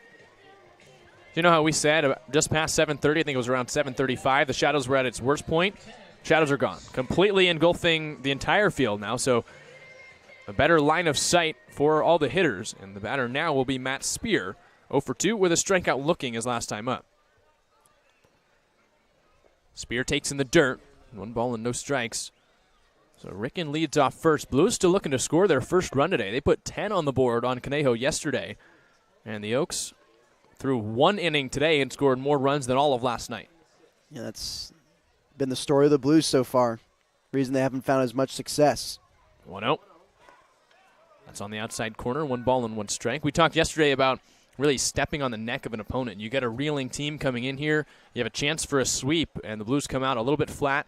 Of course, you do have the injury to Lardner, which has tampered with things, but Spear swings and misses.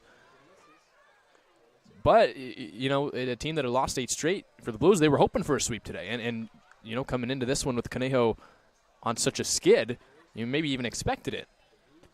And for the Blues, I mentioned this last night as well. Spear takes in the dirt. Ricken's taken off for second. Here's a throw from Francisco, and it's perfect. Ricken thrown out with plenty of time to spare for the Oaks, and that's the 2nd out. Yeah, I was going to say, is you play every team the same way no matter where they're at in their season, their skill level, if they're on an 8-game losing streak or not. You always got to come in with that focus and with that intensity, and a little flat today for SLO. 2-2. Spear takes high and outside. It's mistakes like that, too, where Ricken tried to take second on the ball in dirt, hadn't gotten far enough away from Francisco, where you give away outs. And when you have games like that, where you make errors and you don't hit with runners on, you can bring yourself in a little bit of a hole. That's what the Blues have done. Spear takes a walk, though, and he's aboard with 2 outs. Yeah, now instead of, we don't know what could happen now. It's hard to say going back on it. But now you could have a situation where there's runners on first and second with only 1 out, but instead there's only a runner on first with 2 outs. A lot harder situation to score in. Tollerman hit the ball well his last time up. Hit a shot to short, but was thrown out by Dode. He's 0 for 2, struck out as well back in the 2nd.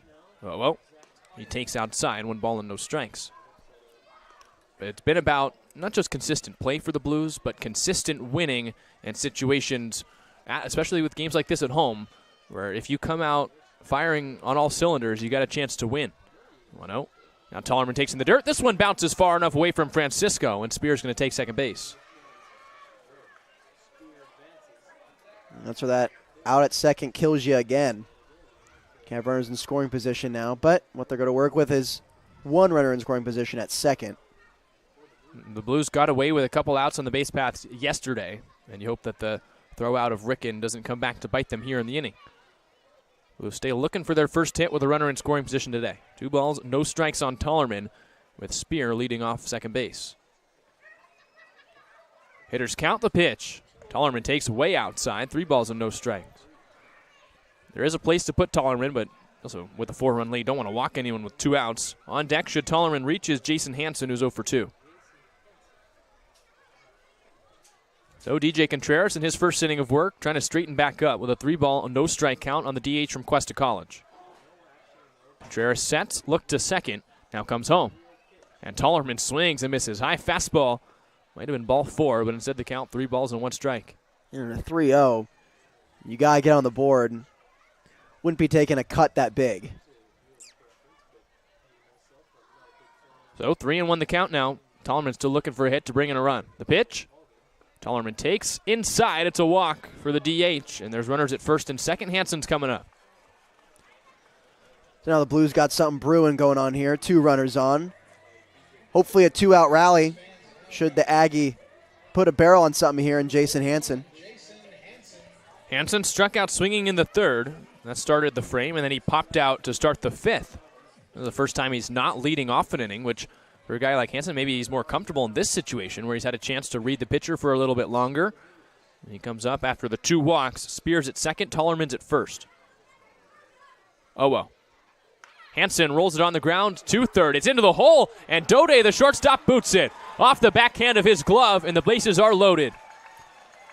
Soft contact, but it moves the runners over for Blanchette, who's seen it pretty well so far since his injury. Another opportunity for the Blues to capitalize here.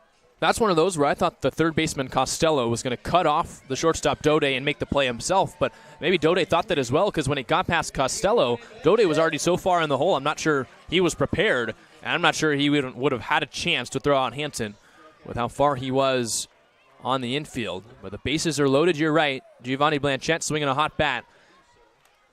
And with the bases juiced, another opportunity for the Blues. SLO stranded 2 last inning. They stranded the bases loaded in the third, and they stranded a runner in scoring position back in the first. Here's the pitch, and Blanchette takes in the dirt, and it's by the catcher Francisco. Here comes Spear. He scores, moving up is Tollerman and Hansen, and the Blues are on the board. It's 4-1 on the pass ball. Well, that's one way to do it. Blues get on the board on that pass ball by Francisco. Hey, they'll take that. A run for free for SLO, and now we're getting a meeting at the mound. So DJ Contreras has given up a run in his first inning. Right after Cole Fisher exited the game, the Blues get on the board, and they don't even need a hit with a runner in scoring position to do it. Sure they'd like to get another one, though. Bring in some more runs.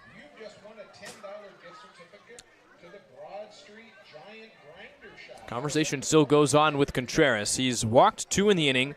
There have been 2 hits as well.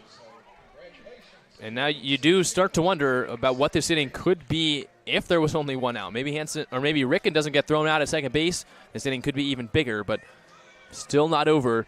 Blues have a chance to add on. And I feel like this is a situation that might not come around more in this game. 2 runners in scoring position for Giovanni Blanchette, who's ahead in the count. 1 ball, no strikes. It's an opportunity to erase any of the what-ifs here. Blanchette can do it with 1 swing of the bat. Tying run at the plate here in the 6th. Contreras delivers, and Blanchette pops it up. Into shallow center. This will be a long run for Moyer. The shortstop Dode's out, and he makes the catch himself. The Oaks run into themselves in the outfield, but it's the final out here in the inning. Blues get on the board, though, on the pass ball. It's 4-1 as we're through 6.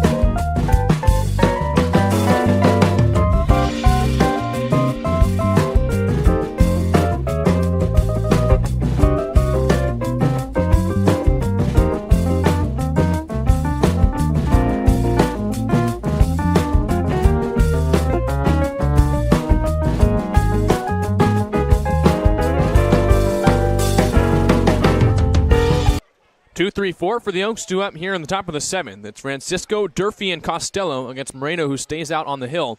Moreno's faced 10 batters. He's retired 9. He gave up 1 hit to shallow second. As here's a pop-up off the bat of Francisco, hanging up for Nin Burns. 1 pitch, 1 out here in the 7th. Moreno's been a revelation since coming out of the pen for the Blues in this game. How about facing 11 batters, getting 10 of them out? He's also picked up 3 strikeouts on the way. He's been all reliable for San Luis Obispo this season. Veteran arm coming out of the pen. Always waits for the batter to come into the box. He's immediately back on the rubber. After how long yesterday's game was, I love seeing A.J. Moreno right back on the hill. Well, the overshift is on, and that's his Brendan Durfee who fouls it straight back. So I guess we've learned that Durfee's the left-handed hitter who gets the overshift. If you didn't see it the last time, the Blues moved Theo Hardy to the right side of second base, send DeCarlo way out into the outfield, and J.T. Ricken alone on the left side. That pitch is low, 1 ball and 1 strike. Durfee singled and scored in the first, popped out to center in the second inning, and struck out his last time up in the 4th. 1-1. Here he flares it right to J.T. Ricken, alone by himself, but he makes the catch. 2 outs in the inning as Durfee's retired on the pop-up. Moreno getting right back to it. Working quickly. You love to see that. And Jack, you're saying you love it. I think the defense loves it even more. They're able to stay on their toes and make plays a lot more easily and prepared. Well, it's funny, too, because the Blues clearly, they don't have as big an analytics department as Major League teams, but Ricken was still placed perfectly there. Might have been luck, but who knows? Oh, well. And Moreno misses outside to Jack Costello. 1 ball and no strikes. Costello's 0 for 3. Fielder's choice in the first. Strikeout in the 3rd. Popped out to Ricken to start the 5th. 1-0. Costello lines it straight back. 1 ball and 1 strike.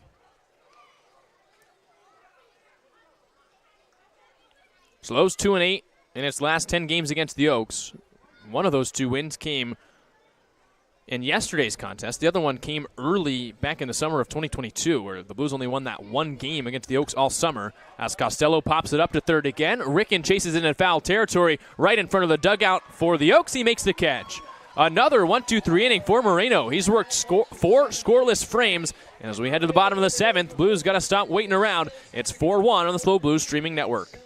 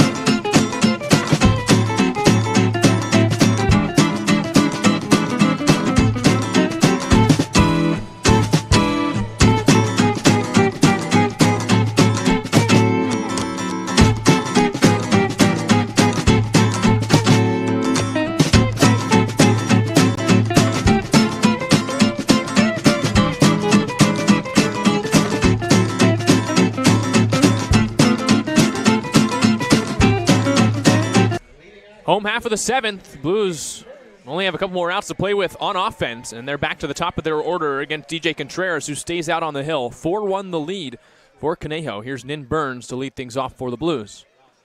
Burns takes a fastball in the outside corner, 0-1. Nin Burns, a single, a walk, and a flyout today. He's 1 for 2. At this point, you like to see the offense pull themselves up by their bootstraps and manufacture some more runs.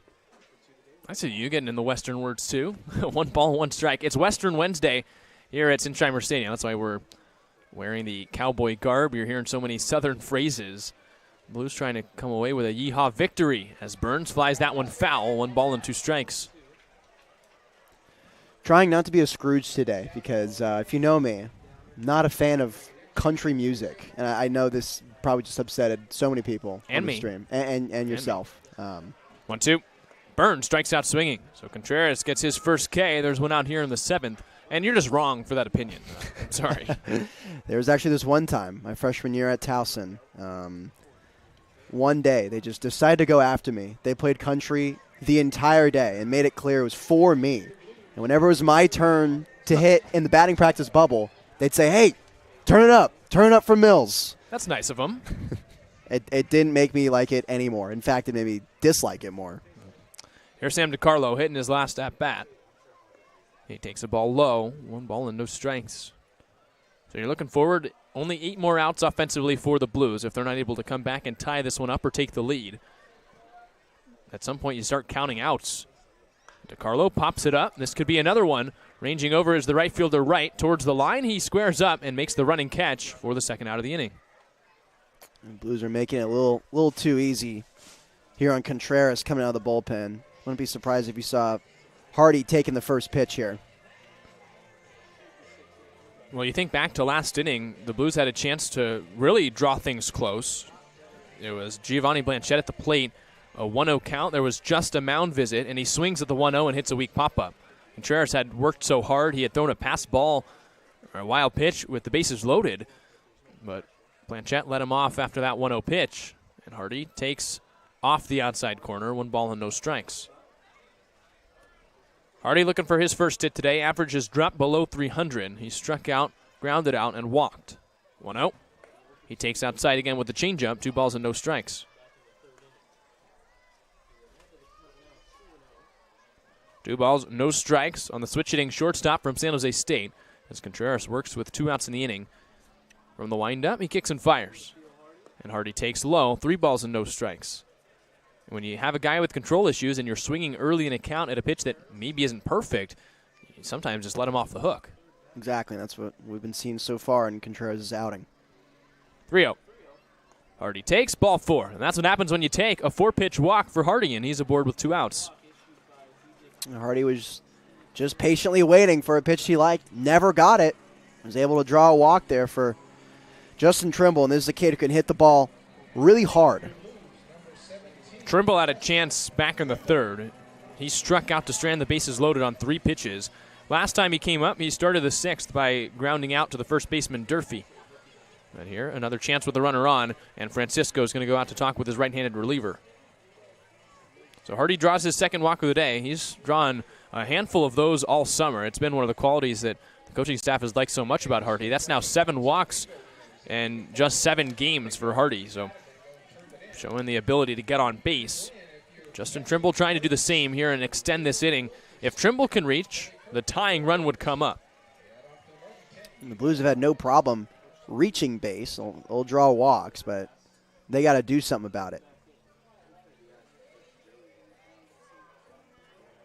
Trimble a clean slate. Here in the 7th, 2 outs. Hardy at first. Blues trail by 3. Contreras worked from the stretch for the first time this inning. Deals. And Trimble takes the high changeup. 1 ball and no strikes.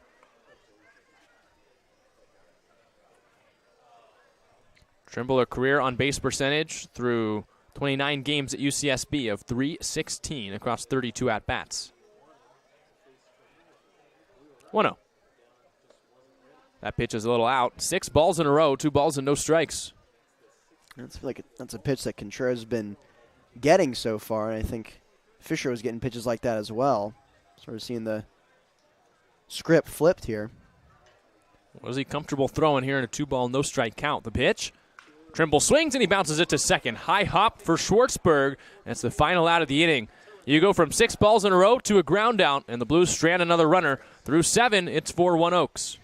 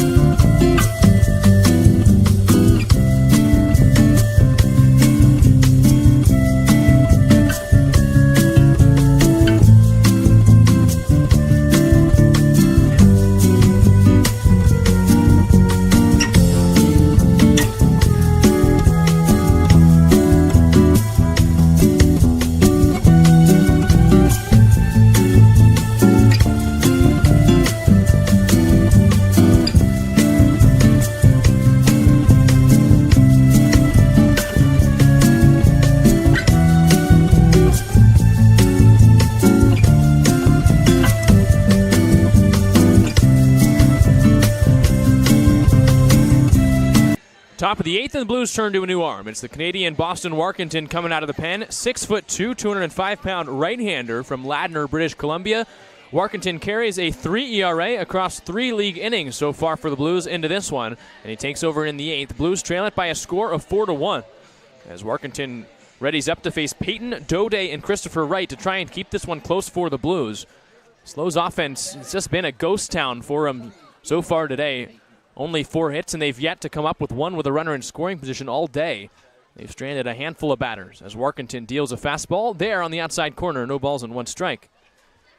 Peyton, the DH from GCU, reached on an error, scored in the first, reached on a strikeout, scored in the third, and grounded out to first his last time up. Warkentin delivers, and that's pop foul. No balls and 2 strikes. Warkentin tossed just 2 innings this past year in his freshman year at the University of Washington. Dealt with an arm injury, and he's rebounded and making his 4th appearance so far for the Blues. 0-2, and he struck him out. It's off the foot of Peyton, and now he runs to first. Spear guns him out as Warkentin picks up a K out of the pen. So Peyton doesn't reach for a second time on a drop third strike. This time Spear guns him down, and that's the strikeout stuff that we've seen from Warkentin so far. In the 3 league innings he's thrown, he tossed 5 strikeouts. He also threw 2 innings in non-league this past weekend and struck out 4 against the Humboldt Crabs. Gave up just 1 hit and walked 1. No earned runs. The rising sophomore kicks and fires, and Zach Dode takes outside. 1 ball and no strikes. You're going to see fastball and slider from Warkentin, and we have seen the largest bulk of weird swings come on Warkentin pitches this season. As Dode fouls it off, 1 ball and 1 strike. Warkentin ranked as a top 10 prospect coming out of British Columbia by perfect game, and it's easy to see why. Fastball above 90 and maybe the best slider on this Blues team.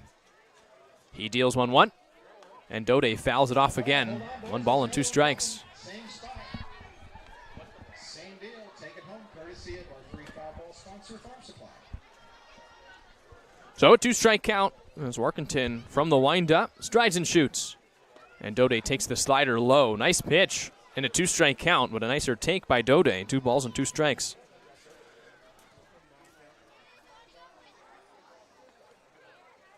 2-2.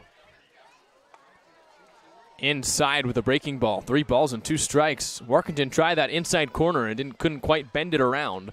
So the count full on Dode, the shortstop from Regis University, who's 1 for 3. Payoff on the way. He got him. Warkentin says stick him up with strikeout number 2, and there's 2 outs here in the inning. So Warkentin has struck out the first 2 hitters he's faced. That's the slider we were talking about. It moved completely from the inside corner off the outside corner of the plate. I'm not sure how you're supposed to hit that if you're Zach Dode. So with 2 outs, here's Christopher Wright. Wright, the right fielder from Sonoma State, is 0 for 2. He struck out, walked, and lined out. Here he bounces it short to third, and it bounces off the glove of Ricken past the shortstop Hardy and into left field. An error on the third baseman means there's a base runner on with 2 outs here in the 8th. A little squibber off the bat of Wright, and Ricken, who had to charge, couldn't glove it correctly. That's the 3rd error of the day for the Blues. Wright's aboard. Here's Drew Smith.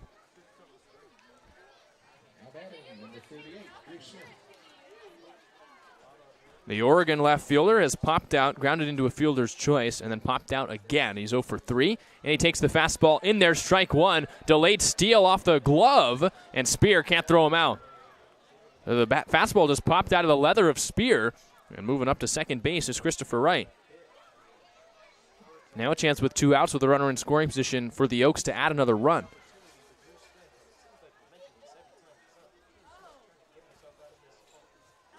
No balls, 1 strike. Warkentin trying to work around the 2-out error. From the stretch, he delivers, and Smith takes in the dirt. 1 ball and 1 strike.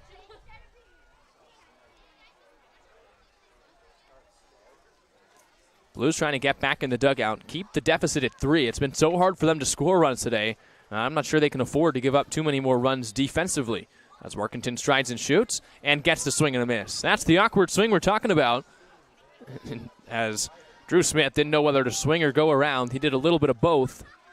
It's 1 ball and 2 strikes. Warkentin comes set, glove held at his belt. Looks to second. Long hole. He delivers. And Smith hits a one-hop grounder to Theo Hardy. Hardy comes up with it, throws it to first in time for the out. Nice inning for Boston Warkentin, who gets through the 8th with 2 strikeouts, and he works around the air. We head to the bottom of the 8th. It's 4-1. Blues have some work to do offensively, and they're coming back up.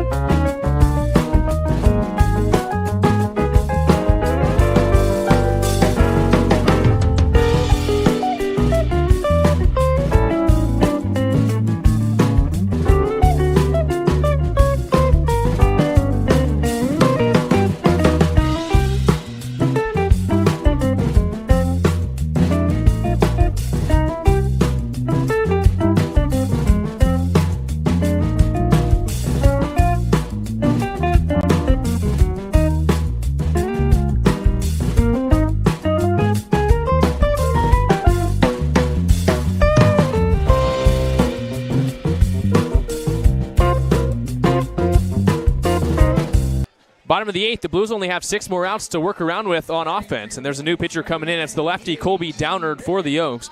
Downard has thrown 6 innings so far, and he's got an ERA with that same number. A 6 earned run average, 8 strikeouts, 2 walks for the lefty from St. Louis University. A big 6'3" left-handed arm, and he will face JT Ricken, Matt Spear, Zach Tollerman here in the 8th with the Blues trailing by 3. Downard works from the windup, kicks and fires. And Ricken takes a first pitch fastball in there, strike one call. Talking mid-inning with the broadcasters for the Oaks, and they said Downard has had an up and down summer. His last outing, though, it really blew up in his face. Gave up a couple of earned runs in a game that the Oaks ended up losing 7-2. Here he gets the shot in the 8th inning, though, as Ricken laces a fly ball foul down the right field line. No balls and 2 strikes. The Oaks have lost 8 straight, trying to break the streak here in Game 2 of this 2-game series against the Blues. But as Oaks fans know, just because you're leading late doesn't mean you're in line for a win. The Oaks have lost 3 one-run games across the 8 losses. One of them a walk-off loss to the Saints, a series in which they blew 2 leads on back-to-back nights in the 8th and 9th innings.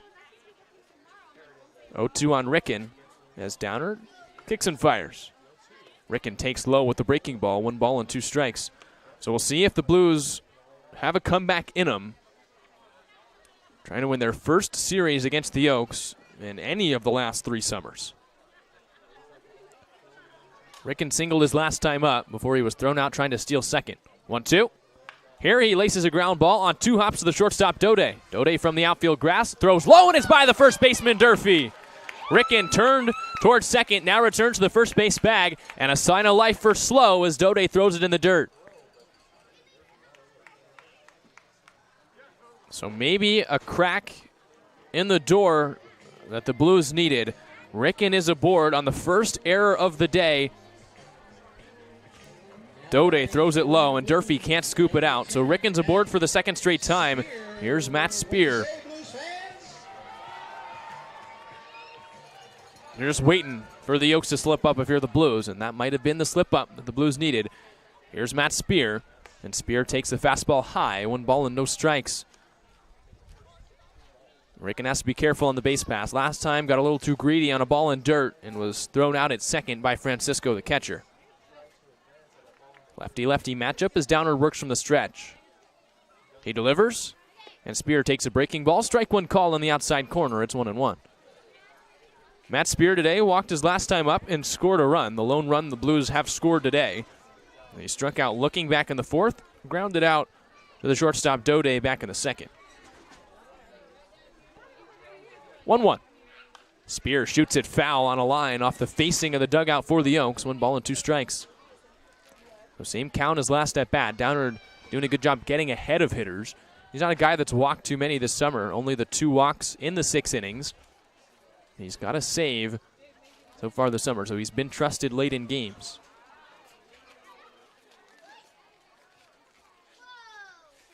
One, 2 on the way. And Spear takes outside, 2 balls and 2 strikes. That fastball a little bit wide. Blues trying to manufacture something here in the 8th. Yesterday night, the Blues jumped the Oaks for sole possession of 4th place in the CCL South. The Oaks trying to get back and take game 2 here today. 2-2. Downer misses low. 3 balls and 2 strikes. A walk would bring the tying run to the plate with nobody out here in the 8th inning. So Downer has to be careful. Yeah, powerful hitter at the plate, but in a scenario like this, you feel like you have to come in. Everything was going steady for the Oaks until these last couple innings. Blues stranded a couple last innings, scored a run back in the 6th. Payoff, and Spear takes a breaking ball right down the middle. Strike 3 call on the perfect breaker, and there's 1 away. Spear looked like he was trying to walk his way on, and he just got a perfect breaking ball. Nice pitch from Downard, who picks up his first strikeout. So here's Zach Tollerman, the DH from Cuesta, walked his last time up, was stranded at 3rd. That was back in the 6th inning when the Blues scored their run. He's also grounded out and struck out. 0-0. And Tollerman takes a little bit low, 1 ball and no strikes.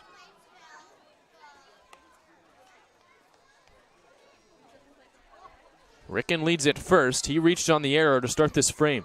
The Blues have been given a couple of gifts by Conejo today. They've gotten runners on, but they have not done enough to bring them in. Is this the inning it happens? Nope. Tollerman chops it foul. He thought it was a high fastball to swing at, tried to check his swing, and bounced it foul. 1 ball and 1 strike.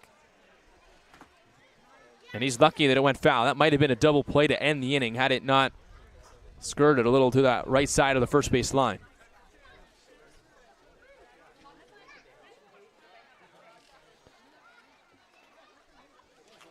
One ball, 1 strike to count.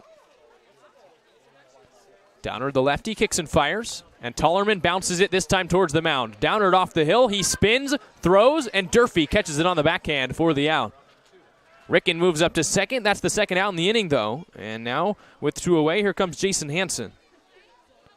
A nice routine play by Downard. It certainly isn't easy, but he made it look so. Durfee on the back end of that play. Looked like he got crossed up a little bit on that throw, but this time made the catch. With 2 outs, here's the right fielder from UC Davis, Jason Hansen. Hansen singled back in the 6th inning.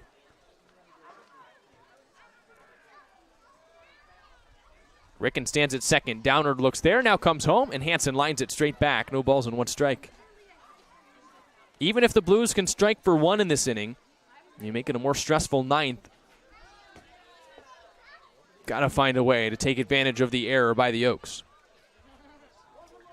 No balls, 1 strike to count on Hansen, who's 1 for 3.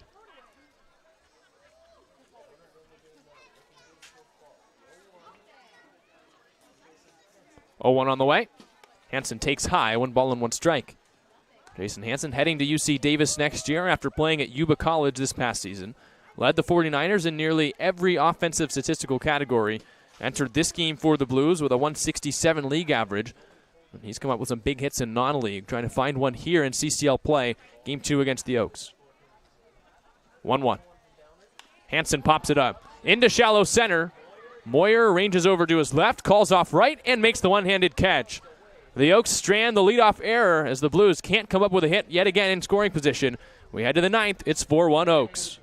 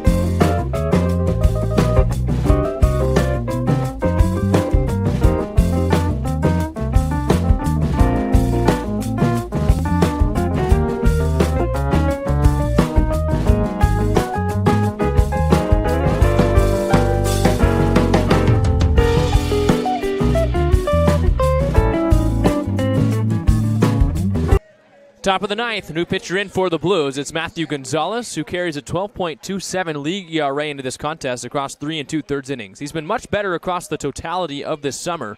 Last time the Oaks saw him, though, they walked him off in the ninth inning in Thousand Oaks as the Blues lost Game 2. Here, a grounder to short to start the inning. Hardy comes up with it, throws high. Trimble has to leave the bag, and that's a base hit for Zachary Schwartzberg. Schwartzberg beats it out for his second straight time, and he's aboard to start the ninth inning. First pitch and a hit for the Oaks. That pitch was just hit softly enough that Hardy had to charge in and unleash a quick throw and missed a little bit high. Took Trimble off the bag. And so now it won't be a stress-free inning for the Blues. The top of the order is coming up. It's Mac Moyer, the center fielder from Oregon, as the Blues yet again put the overshift on, trying to turn a double play. Pitch to Moyer is in the dirt. Nice block by the catcher Spear. 1 ball and no strikes. Moyer singled and doubled in the first 2 innings. Since then, he's struck out and grounded out to first. Here's a look at the defense for the Blues. Theo Hardy is playing right behind the second base bag as a pickoff goes to first, and back in is Schwartzberg. The Blues aren't sending Sam DiCarlo fully in to right field. He's right there on the outfield grass in normal second base position. The Blues want to be able to still turn a double play on a ground ball up the middle. 1-0. And Gonzalez misses low. 2 balls and no strikes. Pitching's been great for the Blues ever since the third. 3 runs in the first for the Oaks. 1 run in the third inning. Since then, 5 straight zeros put up between A.J. Moreno, Boston Warkentin. And here it's Gonzalez in the ninth trying to do the same thing. 2-0, and Moyer bounces it foul down the first base line. 2-1 the count. Gonzalez, a disgusting changeup, which we've seen a couple times in this inning. Has run into some trouble in league play with 5 earned runs across 3 2/3 innings. He's now given up 9 hits with 5 walks, just 3 strikeouts, but he does have a league save. Moyer, the center fielder from Oregon, at the plate, trying to, at the very least, move over Schwartzberg from first to put him in scoring position. 2-1 on the way. And Moyer takes the changeup low, 3 balls and 1 strike. can't walk a runner into scoring position with nobody out if you're Matthew Gonzalez. So got to use as much of his power as he can to wheel in a strike to the strike zone here. 3 balls, 1 strike to count. Looming on deck is Brady Francisco, who's 0 for 4. Here comes the 3-1, runner on the move. It's a grounder through the hole, past the shift. Moving around to third is Schwartzberg. Here's the throw from Burns, and it bounces away from Ricken. Moving up to second on the throw is Moyer. Runners at second and third with nobody out as the Blues continue to play zombie baseball. So the shift is the undoing for the Blues. That would have been a double play right at Theo Hardy if they weren't in the shift. And then Nin Burns coming up, gunning to third, allows Moyer to take second base. And now the Blues are going to pull the infield in, and they're really going to have to try to avoid giving up any runs here in the ninth. Long way to go. 2 runners in scoring position, nobody out on 2 hits to start the frame. Here's Brady Francisco, who's 0 for 4. Cannot get a run with a deep fly ball or a grounder up the middle. He swings and misses. Didn't seem like he wanted to go all that much, but he goes around. No balls and 1 strike. Francisco struck out in each of his first 2 plate appearances, grounded out to short in the first, or in the fourth, and popped out in the 7th. Gonzalez really got to bear down. No balls, 1 strike on the catcher from GCU. He delivers, and Francisco pops it up to center. Burns couldn't find it. Now he does. He's in the left center field gap. Tagging up from third is Moyer. The throw will go into third as Schwartzberg comes in to score. It's a sac fly for Francisco, and it's 5-1. So Francisco gets the job done, and Burns had no chance to throw out the runner at home. Schwartzberg scores, and an insurance run across for the Oaks here in the ninth. It's been so hard for the Blues to score that you felt like if they allowed any more runs, the ninth inning might be too big of a deficit. Now it's 5-1, and the inning's not over. Here's Brendan Durfee. Oh, well. And Durfee rolls it over to second. Sam DiCarlo into the outfield grass, steps up and makes the throw for the second out. Moving to third is the runner Moyer. And there's 2 away. So a nice response from Gonzalez to get the 2 quick outs. And now he tries to do battle with Jack Costello, who's 0 for 4, needing just 1 more out to get through the inning. Costello hit into a fielder's choice in the first, struck out in the third. He's popped out to third in his last 2 plate appearances. Gonzalez trying to keep Moyer from scoring. Costello takes inside, 1 ball and no strikes. So 2 hits in the inning brings the total to 7 on the day now for the Oaks. 4 for the Blues, but the score on the scoreboard far different. It's 5-1 Oaks here in the ninth. 1-0. Swing and a miss on the breaking ball. 1 ball and 1 strike. Gonzalez got him to chase that breaker out of the zone. 1-1 the count. Costello from USD hitting well below 100 now on the summer. Bust himself out of a slump, grab an RBI here in the ninth, make it 6-1. The pitch is outside, and this time Costello holds up. 2 balls and 1 strike. Looking ahead to the ninth inning, it will be Blanchette, Burns, and DiCarlo for the Blues. 2-1. In the dirt. 3 balls and 1 strike. Good job by Spear to keep that one in front, otherwise a run would have come home. On deck is Eli Payton, who is 0 for 4, but he's been on base twice.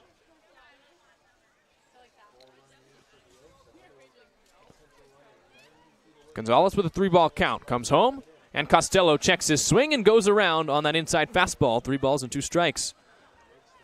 So the runner at third, Moyer, won't run here. There's no trail runner behind him.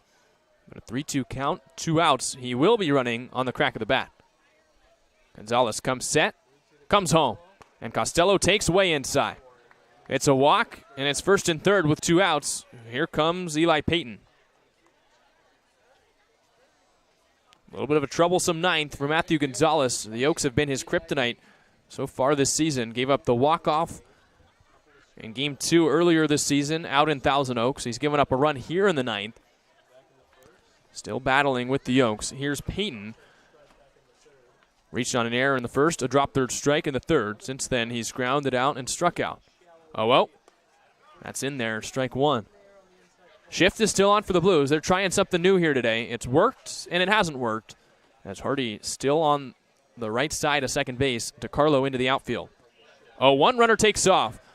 Spear is going to throw all the way down. Hardy applies the tag, and they got him.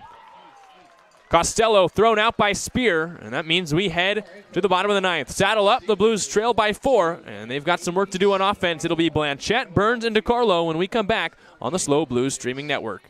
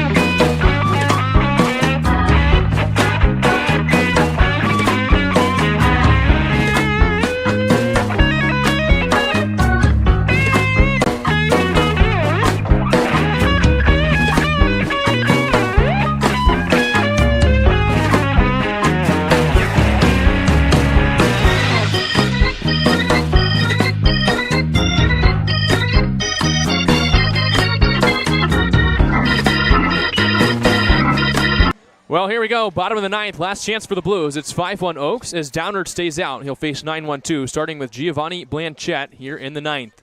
Downard deals and misses low. 1 ball and no strikes on Blanchette, who is 1 for 3 today. Singled in the third before he was stranded at third base. Reached on a drop third strike in the fifth. Stranded at second. And then popped out back in the sixth. His first action at the plate since that sixth inning. 1-0. He takes high, 2 balls and no strikes. The Oaks have, despite the 8-game losing streak, been in a lot of games recently, and the pitching in the 8th and 9th inning has been their undoing. They're trying to avoid that same fate today against the Blues, as Downard misses inside here, 3 balls and no strikes. The closer, Jackson Jordan, is warming up in the pen, maybe looming if this game gets a little closer than David Solis wants. Downard from the windup and a 3-ball count. Kicks and fires, and Blanchette takes a 4-pitch walk. So exactly what the Blues need to start the ninth. A base runner on, the top of the order coming up as Blanchette draws the base on balls. And now, the longer this inning goes, the decisions have to be made for the Oaks. Desperately seeking a win. They've lost 8 straight, and they enter the ninth here up by 4. With Blanchette aboard, it's Nin Burns coming to the plate. A single in the first, walk in the third. Since then, he's flown out to center and struck out. Left on right matchup. Downard delivers and spots up with the breaking ball, but ball 1 called in the inside corner. Tighter zone here in the ninth as Burns maybe got a gift on that first pitch. 5 straight ruled out of the zone here to start the ninth inning, and the count is 1 ball and no strikes. Blanchette, a small lead at first. His run doesn't matter. Burns takes high, 6 in a row. 2 balls and no strikes. Gotta wonder what the leash is for Downard, and I think Francisco is going out to talk to him to make sure that the Oaks don't get there. Jackson Jordan, who we've been told is the regular closer and who the Blues saw in Game 1 of the 2-game series in Thousand Oaks. The righty from Oregon throws absolute gas, and he's warming up in case the Blues are able to climb a little closer in this one.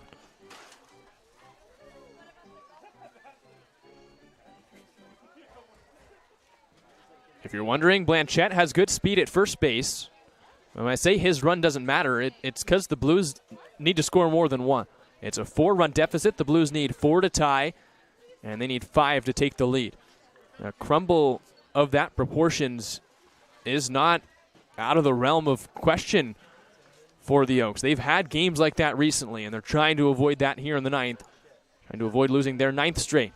2-0, and that's a strike. Fastball in the outside corner, 2 balls and 1 strike to count on Nin Burns.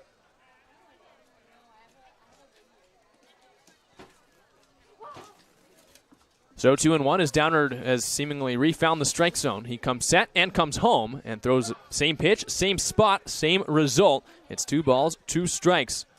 Now Burns has to battle up.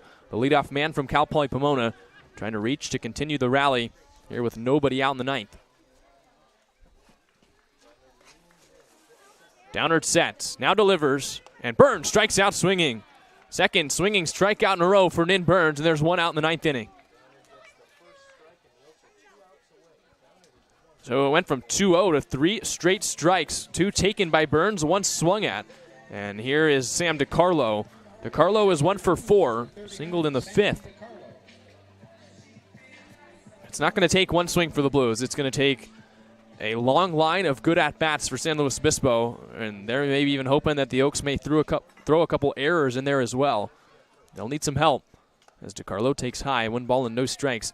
Whether it's walks, wild pitches, hit by pitches, errors in the field, Blues have to find a way to get runners on and bring them in, which has been the toughest task of the day for San Luis Obispo. 1-0. DiCarlo takes low, 2 balls and no strikes. Carlo, second baseman from the University of Washington.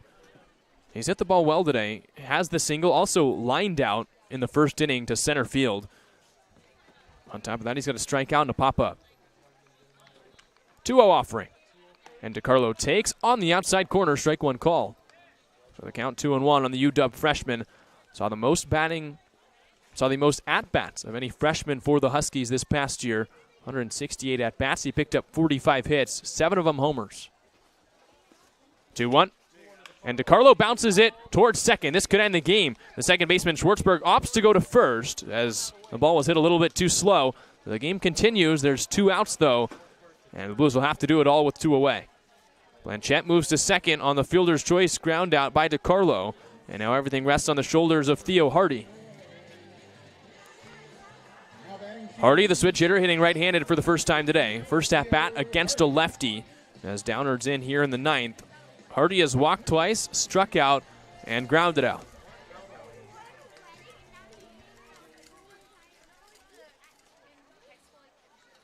So the Oaks now 1 out away from getting back in the win column, breaking the 8-game losing skid. Downer delivers, and Hardy laces the first pitch straight back. No balls and 1 strike. Blanchette at second, so runner in scoring position for the Blues. Makes it extra imperative for the Oaks. They'll have to go through the extra signs, be extra careful about balls and dirt. But even the Oaks know that the runner at second doesn't matter. And in fact, it'll take a big rally with 2 outs for the Blues to bring up someone who does. 0-1 on the way. And Hardy pops it up. Into foul territory on the right side. The first baseman, Durfee, ranges towards the bullpen, and it's over the fence into the Blues bullpen. No balls and 2 strikes. So a strike away are the Oaks from winning their first game in what feels like weeks, and it really is. After the Oaks swept the Blues earlier this season, they moved to 4-0. They won the next game to move to 5-0. Since then, they've lost 5 straight to fall to 5-8 in league play. They're a strike away from making it 6-8 and grabbing Game 2 here in San Luis Obispo. No balls, 2 strikes on Theo Hardy, 2 outs, a runner at second. Downer delivers, and Hardy swings and misses. The Oaks survive the bull ride and get back in the win column and break the 8-game losing streak. It's a sword from Hardy to end it as the Oaks take Game 2 here and split the series with the Blues. 5-1 final as the Blues can't complete the sweep here at Sinsheimer Stadium. They'll be back in action in a couple of days against the Academy Barons, but it's jubilation on the field for the Oaks, who break the longest losing streak they've had in 3 summers. The win goes to Cole Fisher, the starting pitcher. Lost to Robbie Lardner, who gave up 3 runs in the first and may be dealing with a more extensive elbow injury. So a tough blow for the Blues here in Game 2, and the final score is 5-1. Thanks for tuning into the 2 games here on the Slow Blues Streaming Network. I'm Jack Smith. I've been joined by Nate Mills, and a series split with the Conejo Oaks. The Oaks will head back to their hometown, Thousand Oaks, with a series split against the Blues. lost game 1, won game 2, and we'll be back here in a couple of days. It's Blues and Barons when we return in 2 days. Thanks for watching. First pitch, 6:05 p.m. on Thursday.